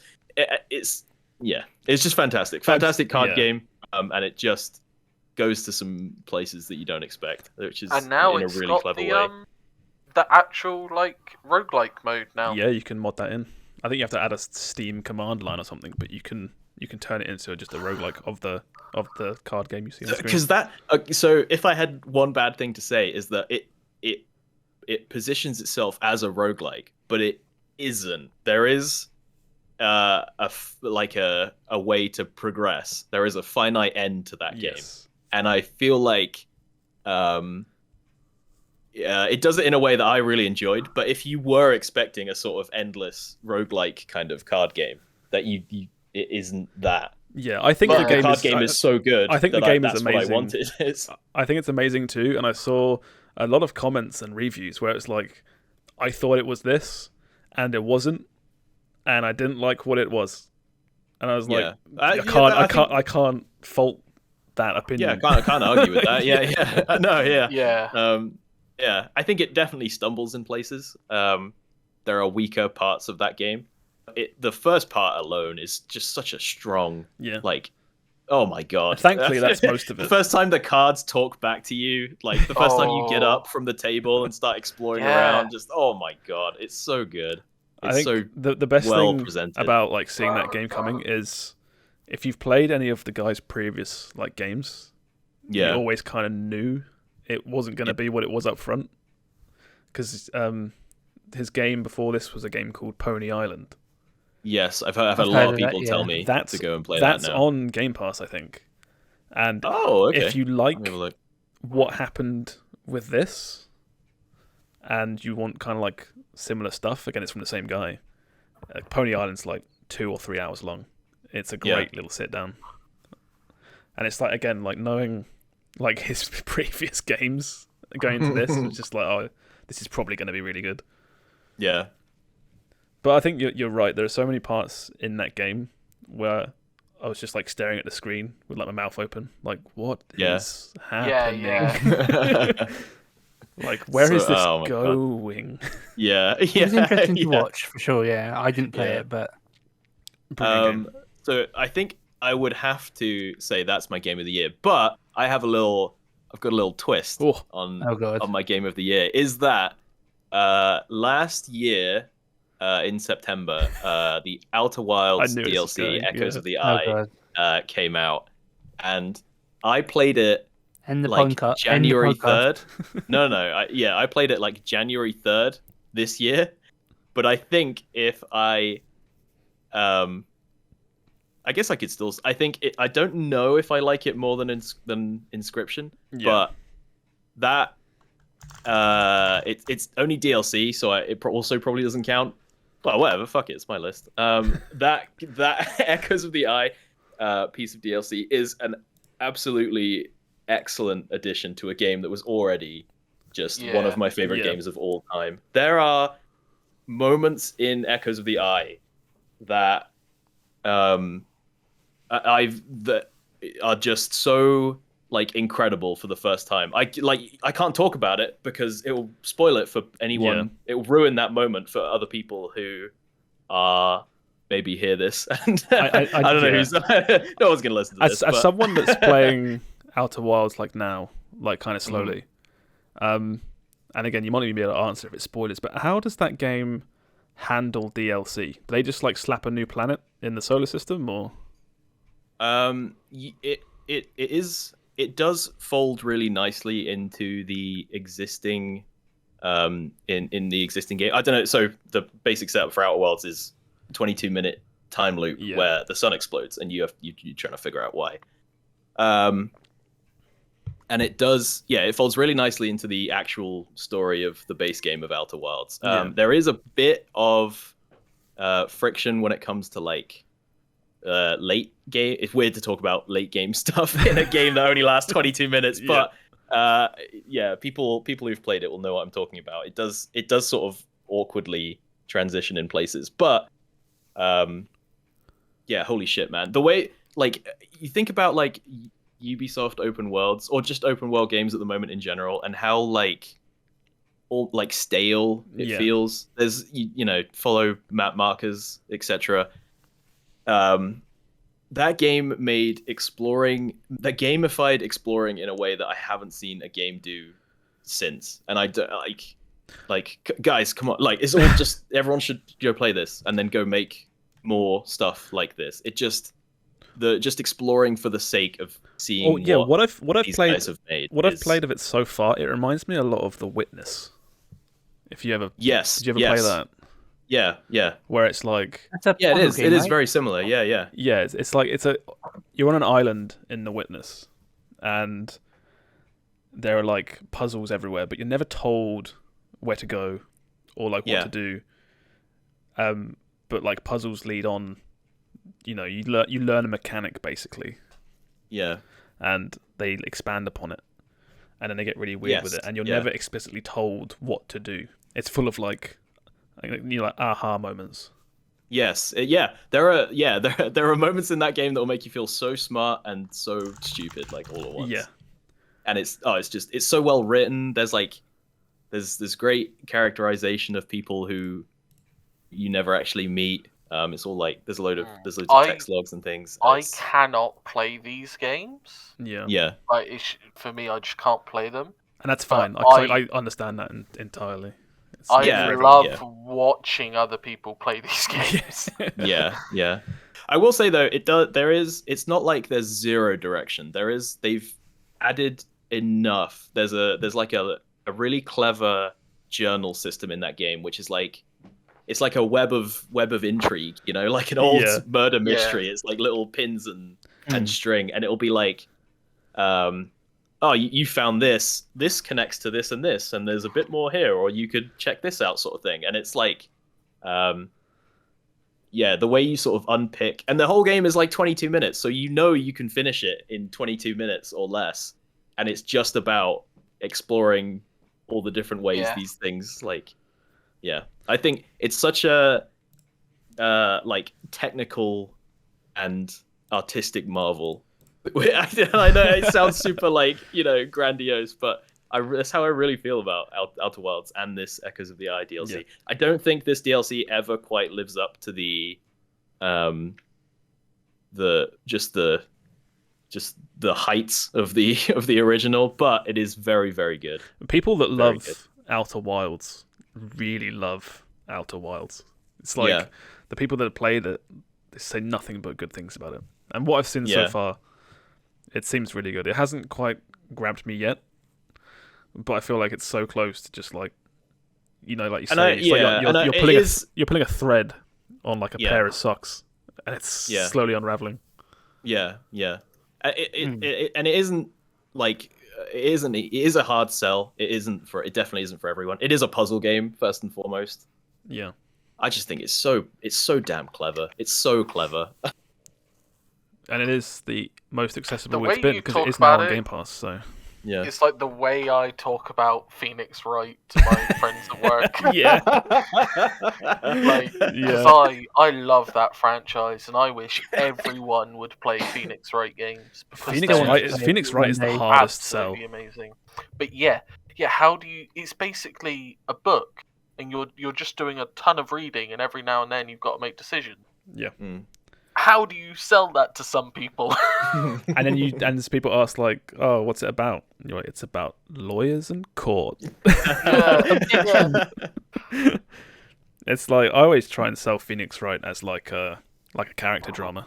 Just say it's full of amazing characters that are all It's like a crime thing, isn't it? Yeah. So if I want to be super reductive, it's like a crime thing. My parents love crime dramas. I like crime dramas. It's like that, but anime. Oh yeah, it's anime as fuck. So, so yeah, Inscription with an honorable mention of Echoes of the Eye, because I think everyone should try Outer Wilds. It's on Game Pass. Give it a go. Give it a go. You might hate it. If you do, I apologize. Play Hunt instead. But come on in, Josh. You can fly into the sun. I feel like my one is really obvious. My one is, without a shadow of a doubt, like Final Fantasy XIV Endwalker. I forgot about that one, but you messed up. I changed my answer. You messed up. It's all you can't have it. Josh has got it now. No, it's so good, but you can't talk about it because of spoilers. Endwalker. You can't talk about it loads, but I'm looking forward to playing it. I'm kind of glad I put it on the back burner because of the queues. Yeah. There's still an issue to this day. Is there? I was talking about it the other day, and I wasn't sure if it still had queues. That game is amazing. It's almost like it's very cathartic, having something end that you've been playing for like a decade. Well, it's not. It's not this over. This is just wrapping up a major story plot point in. You say it's wrapping up a major plot story. It's wrapping up the major. Yeah. The major, but they are continuing the game. Yeah. Oh yeah. But it's like they are. So again, without spoilers, like they are continuing, but as of like right now in the story, 99% of everything is wrapped up with a pretty little bow. It's like So it's like the opposite of Kingdom Hearts. Basically, yeah. Yes. Although Mickey Mouse is in this as well, so. Oh, I thought you said no spoilers. God damn it. He's the final boss. No. Yeah, it's like I was so excited for it, and then because I played Shadowbringers not too long ago, so I basically played them back to back. I think there was like a month in between both of them. I still think Shadowbringers is stronger than Endwalker, but that's just because Shadowbringers was so good. Shadowbringers to me kind of seemed like a self-isolated story in a way, but it kind of tied into the main story. This one just felt like it was like the grand finale of story. It's almost like the story was great. You have Heaven's Ward was all that kind of like dragon stuff, and then Stormblood introduced characters, and then Shadowbringers introduced characters and explained a bit more. And it felt like Endwalker was just like, okay, let's bring it all to the table, let's tidy it all up. And I feel like it completely nailed it. I really want to play it, but I really don't want to do the work to get the biggest to play it. The biggest problem with this game is still the fact that it's... I still stand by, he's done the hard bit. He's done the hard bit. Yeah, you've got nothing but good stuff. When he next plays, he's pretty much at Heavensward. Yeah. Yeah, you've got nothing but good he's stuff, just worried. basically. The fear, he doesn't want to be hurt again. He's been hurt before. It's really good. It's really good. Well, I feel it's like me selling people on Outer Worlds. It's like it's on Game Pass. It's 22 minutes long, whichever way you cut it. It's really easy just to give it a go and see if you like it. Endwalker is like you've got a good 400 hours of RPG to get through before you can play. I kind of thought about it. And it's both the biggest strength and the biggest downside is the fact that it's an MMO and the story is, it's literally like 400 hours long. Yeah. It's like, it's really inaccessible, but at the same time, the story holds so much more weight. Yeah. Because it's conclusion to a story that you've put 400 hours into. Yeah, well, it's like the Marvel thing, right? If you're not in Marvel now and you hear like, oh, I heard that Infinity War, that Endgame was a good movie. It's getting a lot of ratings. How, I want to go see it. And it's like, no. You have 10 years of films to watch and that's first. actually...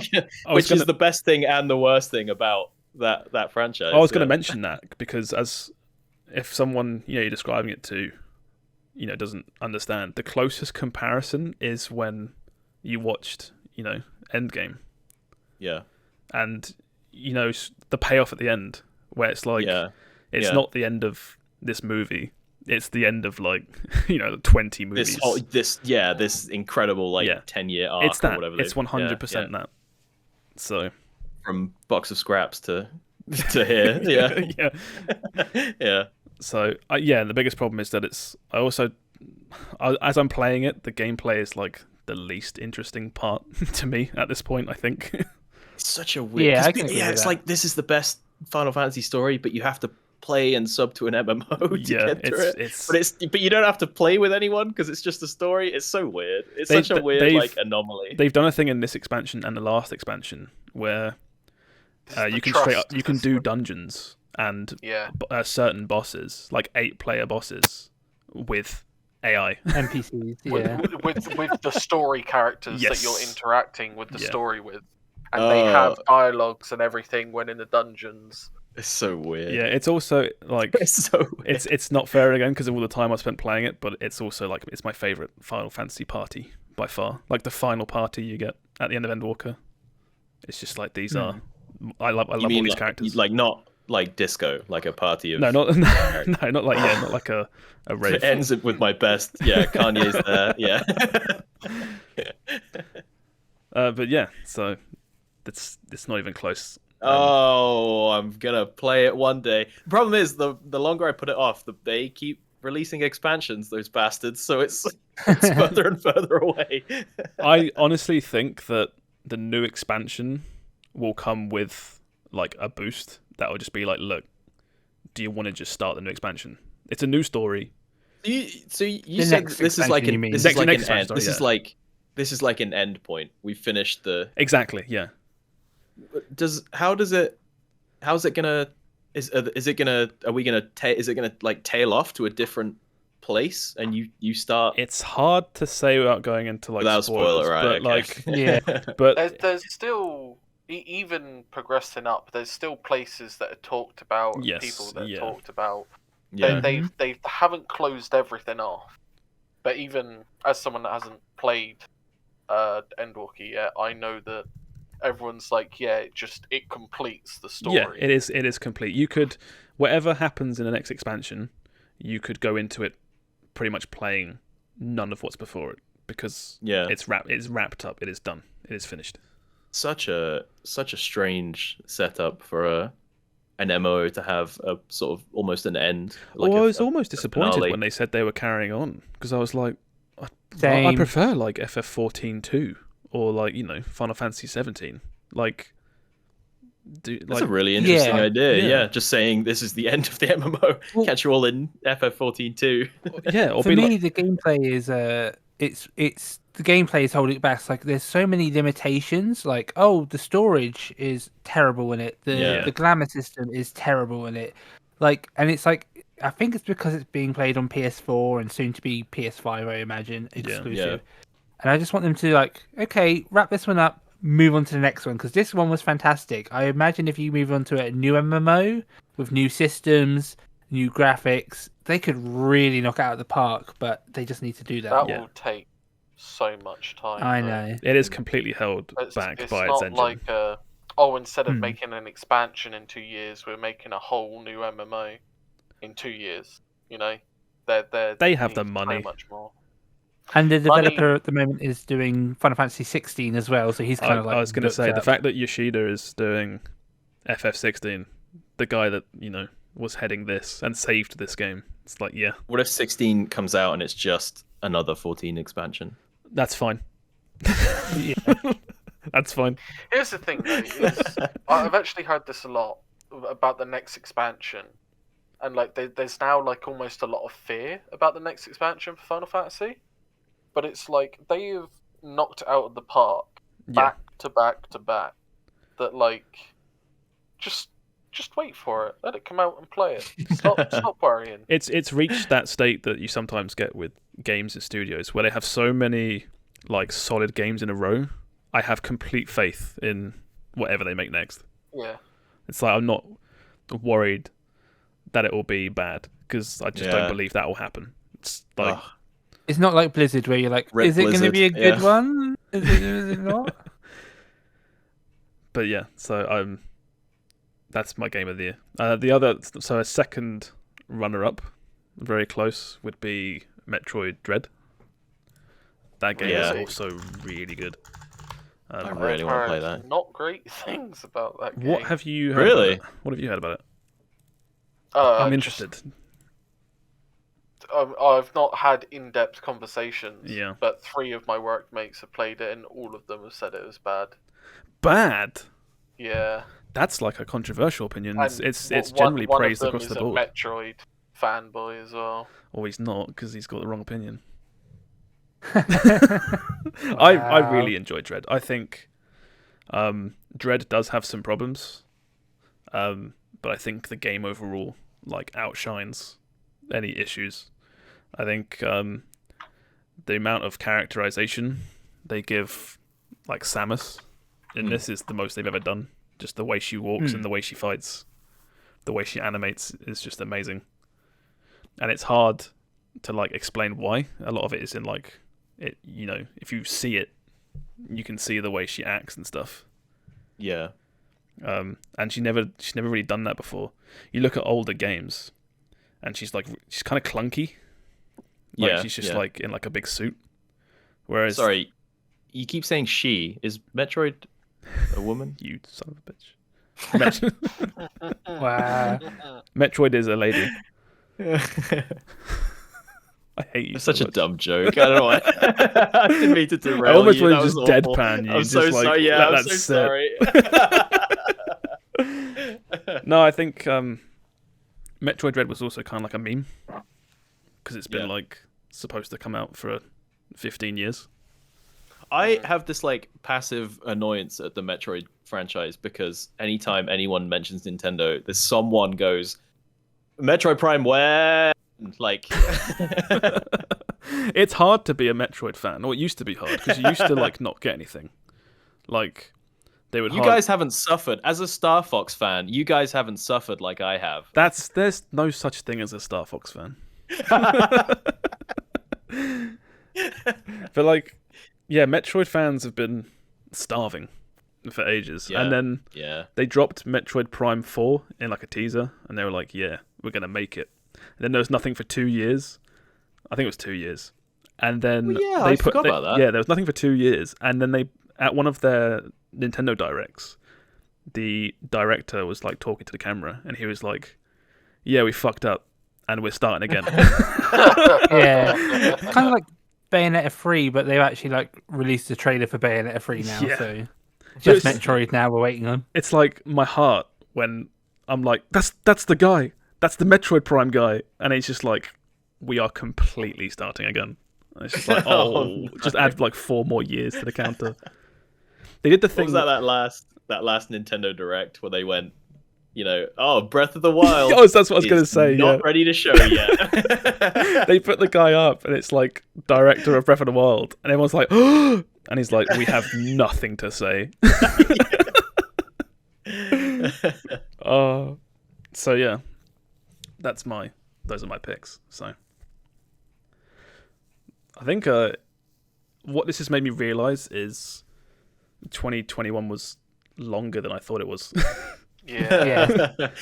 I've seen a lot of the discourse about 2021 being it was a shit year for games, but I think it was just tentpoled by some big disappointments, and there was a lot of stuff in between that was pretty good. Yeah. I would even put forward, I think we just as people had more time to play games, which meant we burnt through more games and we burnt through the good ones quicker. Yeah, that's a good way to look at it. Yeah, that's a good point. Yeah, there was definitely some good stuff there. Are there any big misses that you wanted to play but didn't? There was big misses, not in the sense that I didn't play them, but games that I thought would be a lot better than they ended up actually being. The biggest one for me was Resident Evil Village, where I was so mummy. No, I was so excited for that game, and it came out and it was alright. No, I'll tell you the biggest issue with that game What's is that? the first quarter was absolutely fantastic. Yes. Yeah. That game, the problem with that it's game... not that they couldn't do it. The game didn't know what it wanted to be, is the ultimate problem with that game. Where it's it opens up, and it's kind of it's very action-y, kind of like Resident Evil 4. Yeah. And you have the village sequence where you have to survive long enough. And I'm like, oh, this is cool, it's Resident Evil 4. And then you're in the house with the big lady, mansion, Steve's favourite. And yeah, it's like she's the character of the year of any, she is 2021 character of the year for sure. Yeah, but then that part of the game, it's like, oh, right, we are. There's DLC coming out. We're Resident Evil. It's going to be Lady D themed, of course. We're Resident Evil 7 now, right? It's so we're not 4, we're 7. It's fine. And then, but we were still kind of Resident Evil 4 during that mansion castle phase. Kind of, but I mean, structure-wise. It was more like the house from Resident Evil 7, where it's first person, go around, get your keys, blah blah blah blah. But then I thought it was like the police station from the RE2 remake. That's what it felt like to me. I can see that. But and then you break out, and the next part is a corridor walking simulator with puzzles, with no guns, and it's okay, we're kind of we're PT now. We're not even Resident Evil, and then. The whole end sequence is mad, where it's machine guns. You're Chris Redfield. They don't know how to end a game. And that's that was Resident Evil 6, where it just goes it goes absolutely bananas. And it's just that was my problem with it, where it's just pick a tone. Well, it's funny. We were talking about it a while back about how someone said to me, Resident Evil Village is a really good game. It's just not a good Resident Evil game. And yes. But I don't get it, because what even is a Resident Evil game at this point? It's been rebooted so many times. It's just whatever thing is just whatever's popular at the time, right? Is how I feel about Resident Evil games. I think what happened is they had Resident Evil 7 came out, bearing in mind Resident Evil 6 was an okay game but was very poorly received. Resident Evil 7 came out and it was really solid. We're first person now. We're not third person.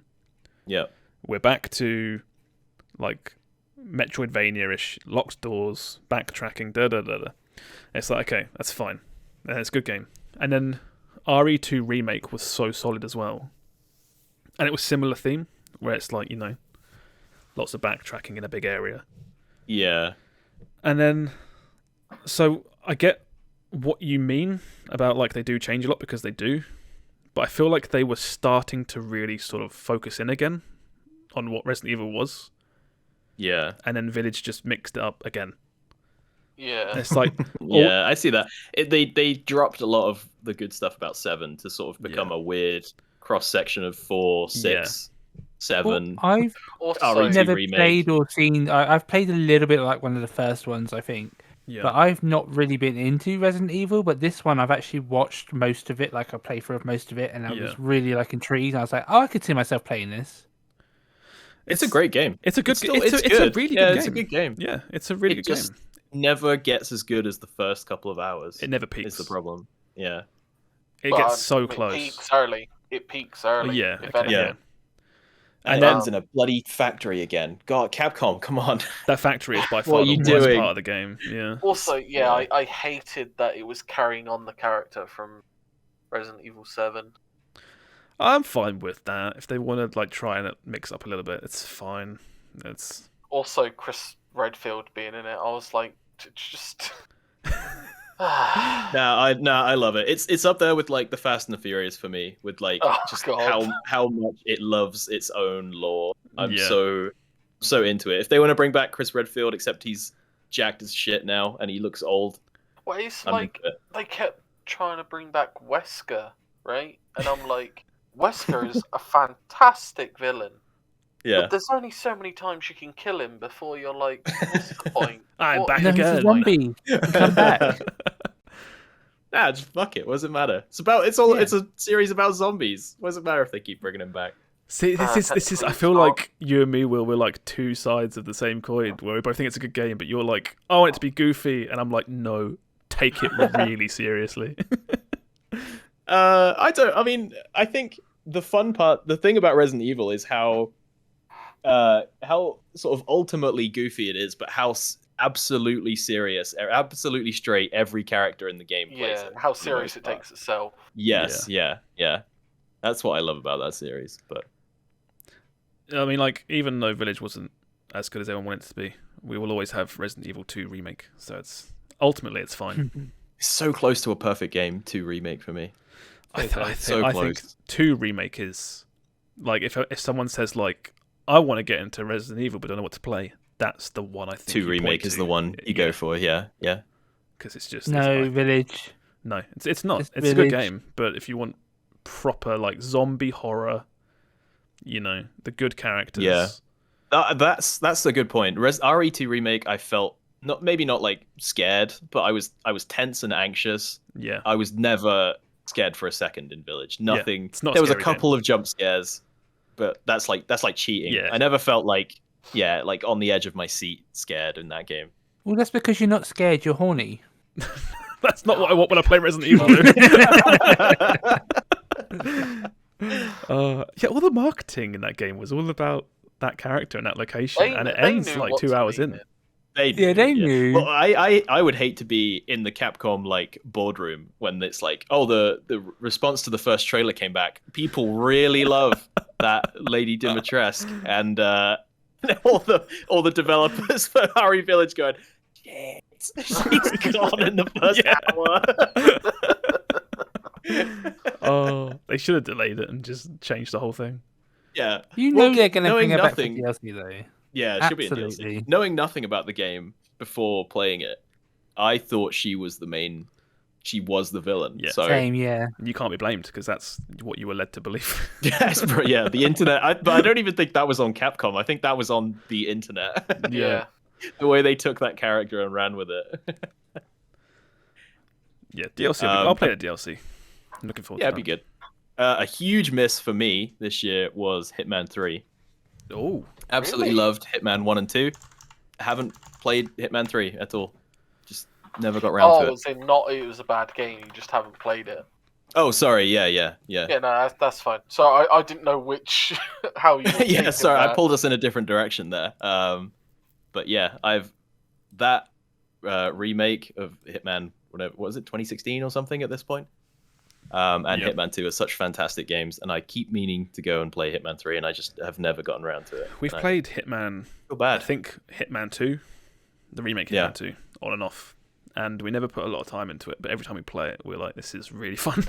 It's one of those. Yeah, I don't know what it is. It's really hard for me to boot up a Hitman game and commit to like a session, but when I do, I have just the most fun when I'm playing. I think in a weird way, it's actually quite like mentally exhausting playing a Hitman game. It's lots of decisions you have to make all the time, and you're like, if I mess this up, I've got to like restart the run. Yes. It is it's almost like a time loop game, right? Yes. Where you have to set up like these Rube Goldberg machines of happenings to get a guy to the right spot so you can kill him in the right way, and it's a lot to keep track of. I like playing that game. Every time we did play it, we played it like in short bursts. Yeah. And as opposed to like deliberately planning a way to kill the target, we'd be like, right, let's dick around just roll with and it. see what we can find, and just roll with it.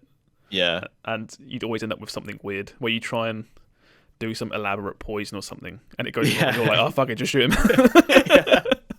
That's the best parts of those games, though, where you have some huge plan and then it goes wrong, and then you end up just like pushing him off a balcony or something and legging it for the chopper. Yeah, that's another series where it takes itself so seriously, but all of the stuff that happens in mission, all of the incidental dialogue with the people is so silly that I can't help but have a good time whenever I boot it up. Yeah, I need to. That's making me want to play Hitman again. I need to. Like, I really want to play it. Yeah. Hitman is another game where I will happily watch other people play it and watch playthroughs, but it doesn't. Yeah, it's a great game to make content for. It's so open ended. Yeah. No, I think speed runs of Hitman, some of the greatest stuff. Because it is down to a science. There's probably a speedrun of it in Games Done Quick, right? That's airing right now. Oh yeah, it's just started, isn't it? I watch those kind of things for the VODs. Oh really? I don't tune in live. I normally I'm the same. I watch VODs now. It's just easier to digest that way. I'm gonna go look at what they're playing right now. A big miss for me this year was New World. Not that I never expected to be to be my game, but I was like, oh, I'll give it a try. I enjoyed like the pottering about in it, just the mining and stuff, but the queues were awful, and then the game just died. I think that game is still doing extremely well, and I think it proves that it's sixth. I've just looked up the Steam charts. It's the 6th most played game on Steam right now. It's above PUBG, TF2. What? I don't know why I said TF2. They are trying to hold on, but that game is in such tatters at the moment. Well, I think just gone. Oh yeah, all of these like fundamental mechanics and everything, we can't get it to work, so we've just turned it off. Yeah, that's what they've done. Well, I think that's New World is there was like for the longest time you had WoW, and then you had the rise of FF14, right? And everyone was like, there's no point making an MMO. The genre's it's so expensive. You just can't. It's like MOBAs where people play Dota or they play League, and nobody cares if you make a MOBA. But I think New World proves that there is a very hungry market for a new big budget MMO. Yeah. And despite all its problems, because all I've heard, the only news stories you hear about New World is how they've fucked something. I was going to say, I feel like that's I can't blame. You can set your clock by it. I can't blame Steve for thinking it's like dead, because the news cycle for that game became nothing of YouTube videos being like, oh, here's why it died, here's why it's dead. But despite that, it's right behind GTA 5 as. But the on most Twitch, played it's game on Steam. like 10k viewers right now. It's not that high. That's because everyone's playing it. Well, it's like it's okay, but it's like not got any of like the big MMOs playing it. New World's crafting system was fantastic, and I really enjoyed it. I remember speaking to both of the Chris's, but the one that has like over 1,000 hours, I feel like, in New World still, literally turns up to do like PvP, like raids and stuff. Yeah. With his guild, but even he's just like, I turn up to do this and then I log off. Like a job. Yeah. He does the way we've got a friend who's joined a big guild, and he does organized PvP and stuff in New World, and he does talk about it like it's his 9 to 5. He's like, I gotta head back to the office, gotta conquer some forts with my conquistador brothers. I don't know. He loves I don't know what goes on in that game. I think that's the market that New World is trying to capture, though, is the PvP market, right? Because that's what it is in essence. And ever since WoW's died and FF14 doesn't have one, that very much leaves that area open. Yeah. But it's just doing it right with longevity. I just feel like I look at it and it's like it looks like you typed in video game into like an AI generator. It just looks so generic. No, I get what you mean. Yeah, like nothing about it ever grabbed me. And yeah, same. I just liked going around picking the flowers, doing the mining stuff, and I was like, oh, I just want to potter about in there. But when it was like, oh, it's going to take 4 hours that I want to play for like half an hour just to, gather some weeds. Yeah, I don't think you can judge it by its cues, though. Well, no, but otherwise then I'd be having issue with Josh's. Yeah, FF14. I mean, you still can't play FF14 properly, so. But the queues for New World seem to like be there for like a week or two, and then everyone was like, "Oh, there's no content." FF14, it's like people are still clamoring to play, and they had to stop selling the game because it's like it's too popular. But the queues are still there, and it's been a while now. It's been well over a month.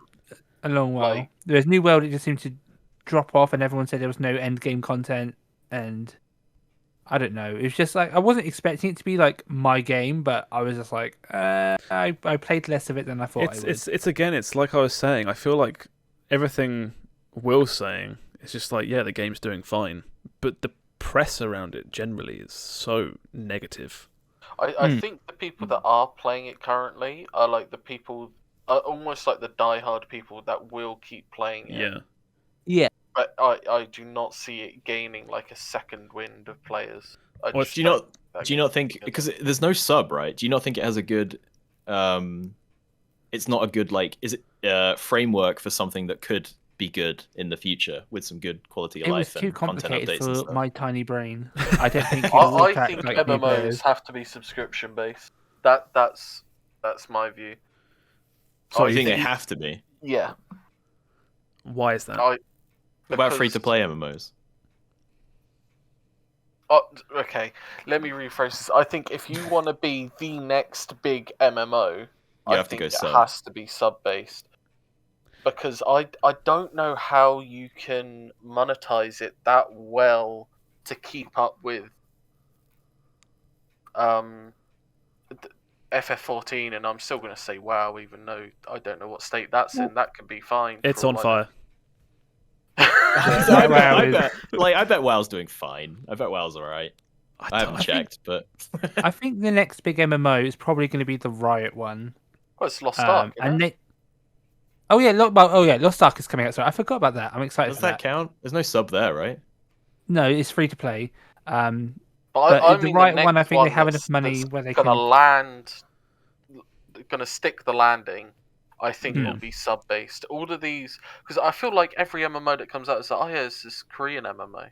Oh, it's based off a Korean MMO. Yeah. And it's like, yeah, but over there they're sub-based, and over here we keep making the free-to-play model or the buy-to-play model. Or New World has that Amazon money.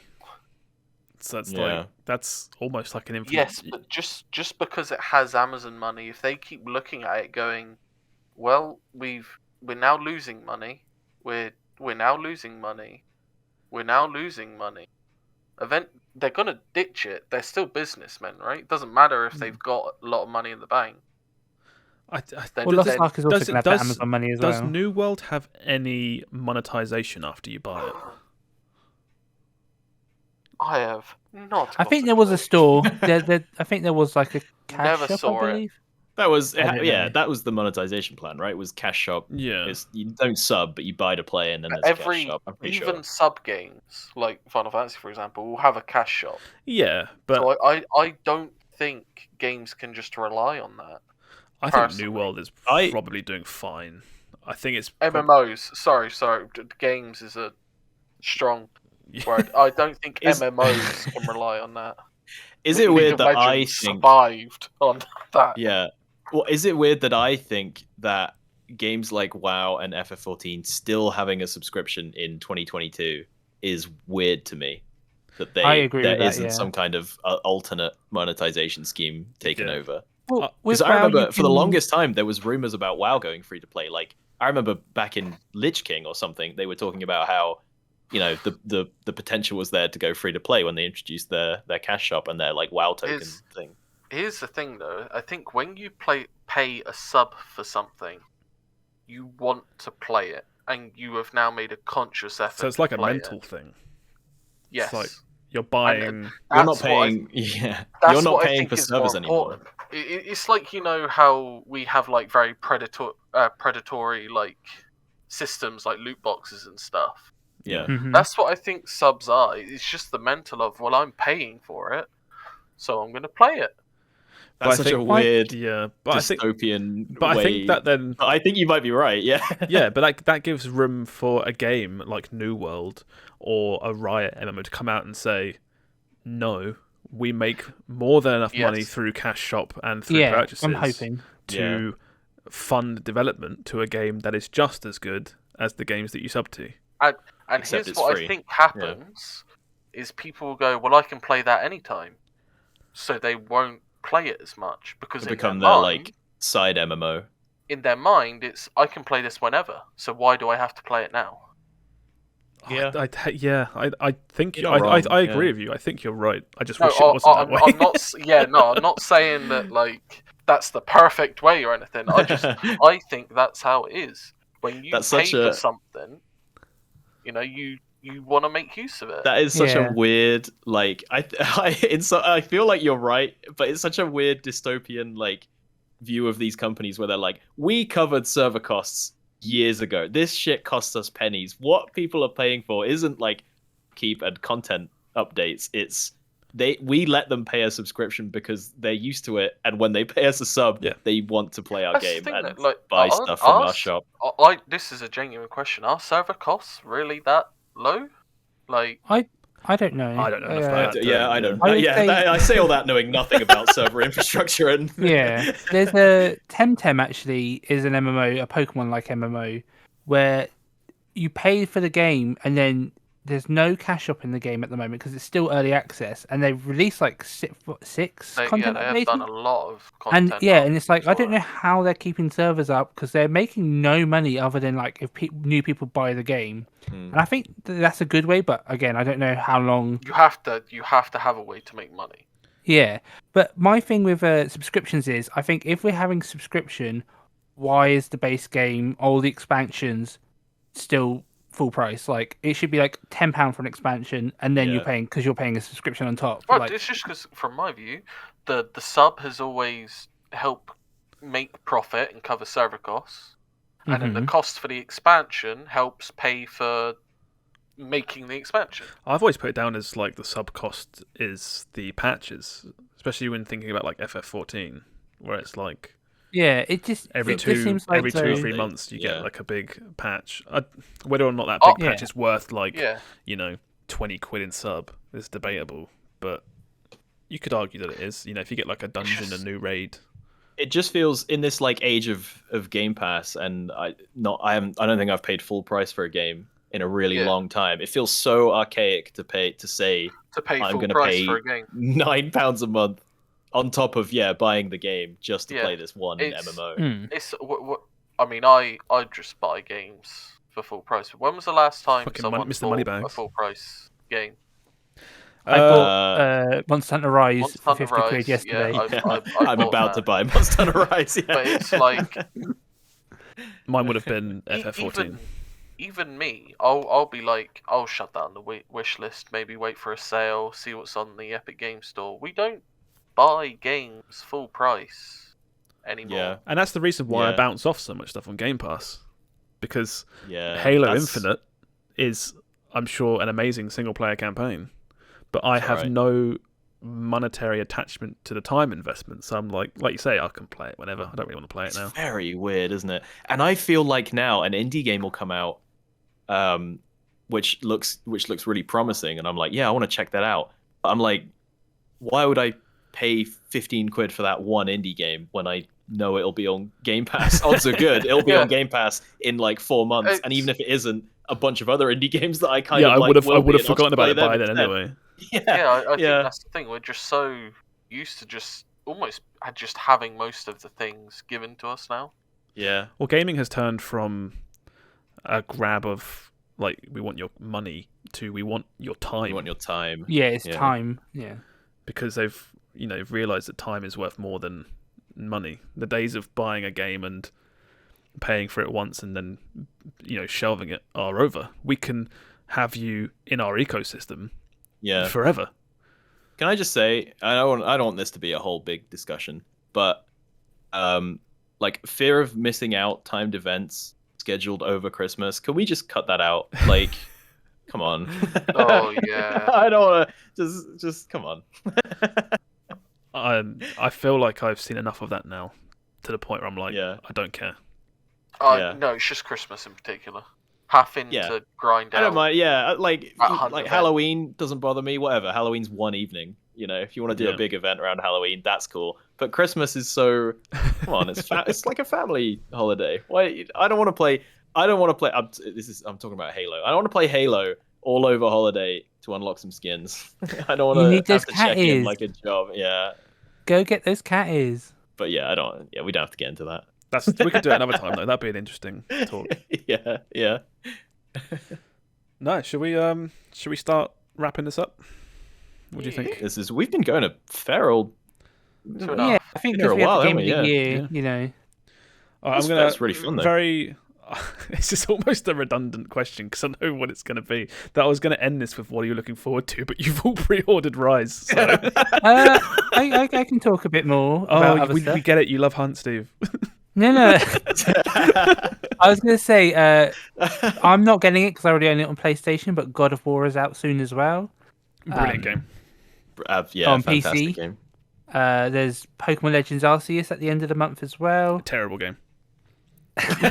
And then everyone seems to be excited for Elden Ring, and so am I. Elden Ring's going to be dope. It's going to be a slam dunk. It can't not be. I think if it's not good, the internet will explode. It's like we're saying. Jeff Keighley will be lynched. Yeah, well, it's like he doesn't even make the game, but it's like we said about studios that put so many good games out in a row, where it's like I have faith it'll be good. Yeah, it's like you put out Sekiro, you put out Bloodborne. Yeah, it's like it's gonna be fine. I would pay a sub to From Software even if they only release a game once every.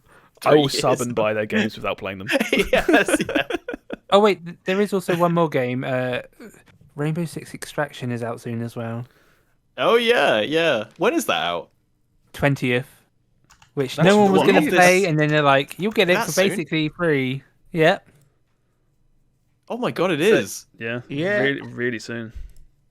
It's what a train wreck! Like that game. No, I don't know how good or bad that game is, but I played the beta. It was bad. The discussion around that game and like its marketing has been such a Josh. like did you? Because slow motion I think car it was crash. Under NDA, right? Oh yeah, I can't tell you how it was. I was going to say if I was in a beta, which I cannot confirm or deny, I will say that I couldn't even. I potentially couldn't have even played the game because it was crashing. Maybe theoretically. Oh, wow. I need to say it. So what I experienced, they put like a weird overlay over the entire game, and I guess it's like a watermark. It's a full screen watermark to know if you're leaking footage, and it made me feel sick. I felt nauseous playing that game. So there you go. Early preview of Rainbow Six Extraction makes you nauseous. Yeah, but it's on Game Pass first day. Yeah. And I'm gonna play it now that I'll bounce off it. Well, that's the funny thing about this fucking extraction saga is like I've gone from like I don't care, and they're like it's £60, you can play it co-op, and I'm like I don't care, and they're like all right, nobody cared about it being £60, so we made it £40, and I'm like still don't care, it doesn't look interesting, and then like about a week ago they were like take it. Oh, it's on Game Pass, just whatever, just play it, and I'm like oh cool, all right, yeah, I'll play Rainbow Six Extraction. If you play it, we'll give you £10 in your Ubisoft account. Yeah. I could get an elite skin for that. And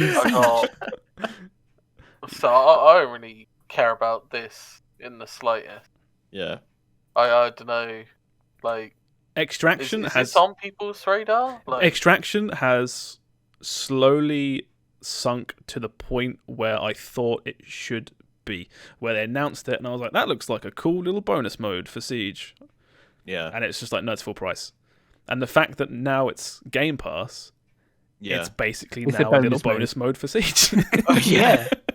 And I'm like... I just don't understand... Well, I mean, we don't have to talk about it. We can maybe talk about Extraction once we've all played it, but Rainbow Six is always about it's like terrorists versus counter-terrorists, right?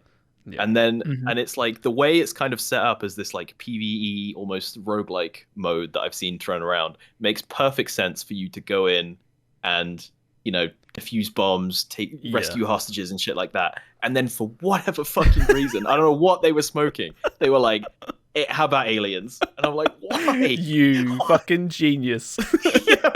Promote that, man. But maybe that's gonna be our 2022. If Tom Clancy wasn't dead, that would have killed him. Oh my god! Thanks everybody. We'll see you next week. Yeah, let's wrap this up. Okay.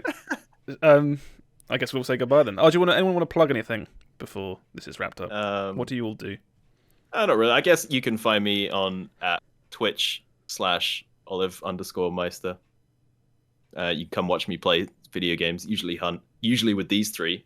So yeah, this is where if you fancy more of this, that's where to go to find it.